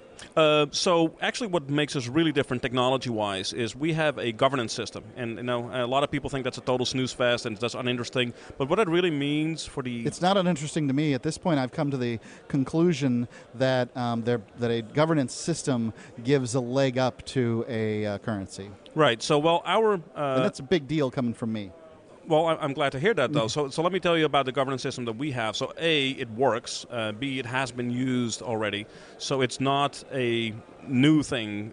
It's actually old tech for us. We have done some hard fork votes, controlled hard fork votes on our blockchain last year a couple of times to change algorithms that were a little bit controversial, not working the way we designed them or hoped they would work. What's the vote percentage that you need to decide on a hard fork? Oh my goodness! Now you're going to ask me numbers, and I'm going to say them wrong, and then Dave is going to yell at me. 50%. No, 66%, I want to say 75%. Yeah, okay. But I'm probably going to be off by a percentage point or so. But the idea. We don't need specifics. I just need ballparks. Yeah, it's ballpark. So it's not a simple majority. It is a bit of a supermajority type deal. But everybody who is a stakeholder can become a person that actually votes and on these proposals and make them pass. So, and what it really does, though, is it really gives you dispute resolution. So a lot of these Bitcoin forks exist because they don't have a mechanism to actually settle the score on what is real and what isn't. So, and if you talk to Bitcoin people about a year ago and you use the word hard fork, a lot of people would freak out. And now there's 10 of them, 15 of them, and there's another 20 in the pipeline. It's pretty crazy. And it was for 3 years that Bitcoin within its community argued about whether or not we were going to do segregated witness, whether or not there was going to be a block size increase, whether there was going to be some of that or all of that, and it's just been, it was bounced around. There were accords reached. There was the Hong Kong Accord that no one talks about. Then there was the New York Accord that came to the consensus, I should say, that they came to, and then that fell through. One side didn't live up to what they said they were going to do, and whatever. It's all it was all very confusing. So for the users, it's very confusing. So first off, I understand what the miners are doing, right? They want to keep the blocks small so they can reap the biggest reward. So economically speaking, I understand what they're doing. But it's, in my opinion, not healthy for the community itself. So the people that actually are trying to use the coin, it's not great because now you cannot get your value transferred in time with a minimal fee. So the two parties are diametrically opposed on this particular issue, right? So, and I understand both sides, but I would like to agree on something, right? And what makes sense for the network doesn't always... Enforceable agreement. Exactly. That's all we want here. Right. This is an enforceable agreement. I don't even care what the agreement Exactly. is. Let's just have it be enforceable. And the only thing that is enforceable is the status quo. And so that means that you, when we're talking about Bitcoin, not Decred, with Bitcoin, the only thing that's enforceable is the status quo. So therefore, you don't see evolution. The Model T was a fantastic car, and it revolutionized what up to that point was the automotive industry. No one drives it today. And we, if we don't see innovation, Ford innovated. They're still around. The Model T isn't, though. Right. So, and that's exactly what I think is going to hurt Bitcoin in the I want to say about in the midterm. So Bitcoin is not going anywhere. They're going to be around for a very long time. And I do think that at some point they are going to start changing a little bit. They're going to be forced to. With all these forks that are happening, they are diluting their support. So what happens when two communities like these fracture, people pick sides, right? And there's a lot of animosity, and ultimately nobody wins there. So even though there might have been a good project that spun off, the animosity that was created during the creation of the project is not helpful. The longer the argument went on, the more animosity there is. At this Exactly. point, people don't even know why they're mad. Right, they're just mad. I'm mad at you because you're that guy, right? Right. I don't know who they hate on the one side, but I know they hate Roger Ver on the other side. These people that have been made ridiculously wealthy by this man hate him. Which is, fascinating to me. Whatever, I'm not going to, not my job to defend or anything like that. I report, you decide, right? But nonetheless, I just think it's interesting to watch. No, and it really is. In having a resistance to forking built into your blockchain, which we do, I think that is healthy. So it prevents this fracturing, but we do have that mechanism, right? So we can all yell at each other. And Twitter, by the way, is not a good measuring stick to find out what needs to happen, what the next step is. No, it's a good measurement stick of who has time to write on Twitter. Right, and also people that care, and in a single person can generate a whole bunch of noise, right? So, and again, in Decred, with our voting system, what matters are the people that are showing up to vote. So they decide what happens, and it's a binding vote. So there's no backseas. You voted for it, and it's and enough people voted for it, it's going to get activated. Code is dormant, by the way, so it's not like you can undo it. It's not a signaling mechanism. Let me make that clear. So when you vote, the code will get activated if the vote passes. So there is no back and forth of ideas. No, it's not like the Brexit vote where Great Britain, the people vote to leave, but it takes 2 years for this to occur or whatever, and then they're going to re-vote again, and then maybe they'll decide not to do it, and these kind of things. Right, exactly. So this is you're making a hard decision at that point, and when the hard decision passes or fails, right? But again, both answers are right. We're just going to enforce either the status quo or the new mechanism. What are some of the other things that separate Decred from, let's just use Bitcoin, because I know what that is, and I know what the foundation of it is. Is Decred to some extent based on Bitcoin? It really is. So Company Zero, back in the day, wrote a piece of code written mostly by Dave C., so Dave Collins, the one you were talking about earlier.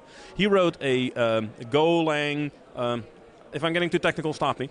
But he wrote a Golang implementation of Bitcoin.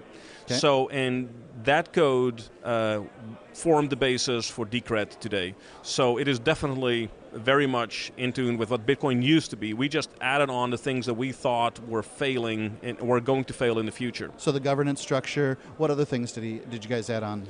Some of it's going to sound a little boring, but we added Lightning, so that was one of the things that we actually activated. Network that allows off-chain transactions and scaling. Right. So Decred could potentially go from a smaller currency that trades among people or whatever up to everybody in the whole world uses it. Right. With the Lightning network. Yeah, that's exactly right. And we have that technology live now today. So that has happened. Okay. So I think actually one of the big bang... So Lightning Networks exists on Decred. Yes, it's active. You can do things with it. Okay. So it's no longer we're going to do this in the future. No, code is in. But actually the big bang thing that we did last year, I think that most people will really, truly like, is cross-atomic swaps. So we originated the tools that actually made it possible, and we did a cross-atomic swap with Charlie Lee from Litecoin, yep. And I'm sure people saw that. But that's a huge deal because that actually disintermediates exchanges. To hear the rest of this great interview, just go to archives.freetalklive.com and then get the MP3. Look for today's date, download it, or just listen on the website. archives.freetalklive.com.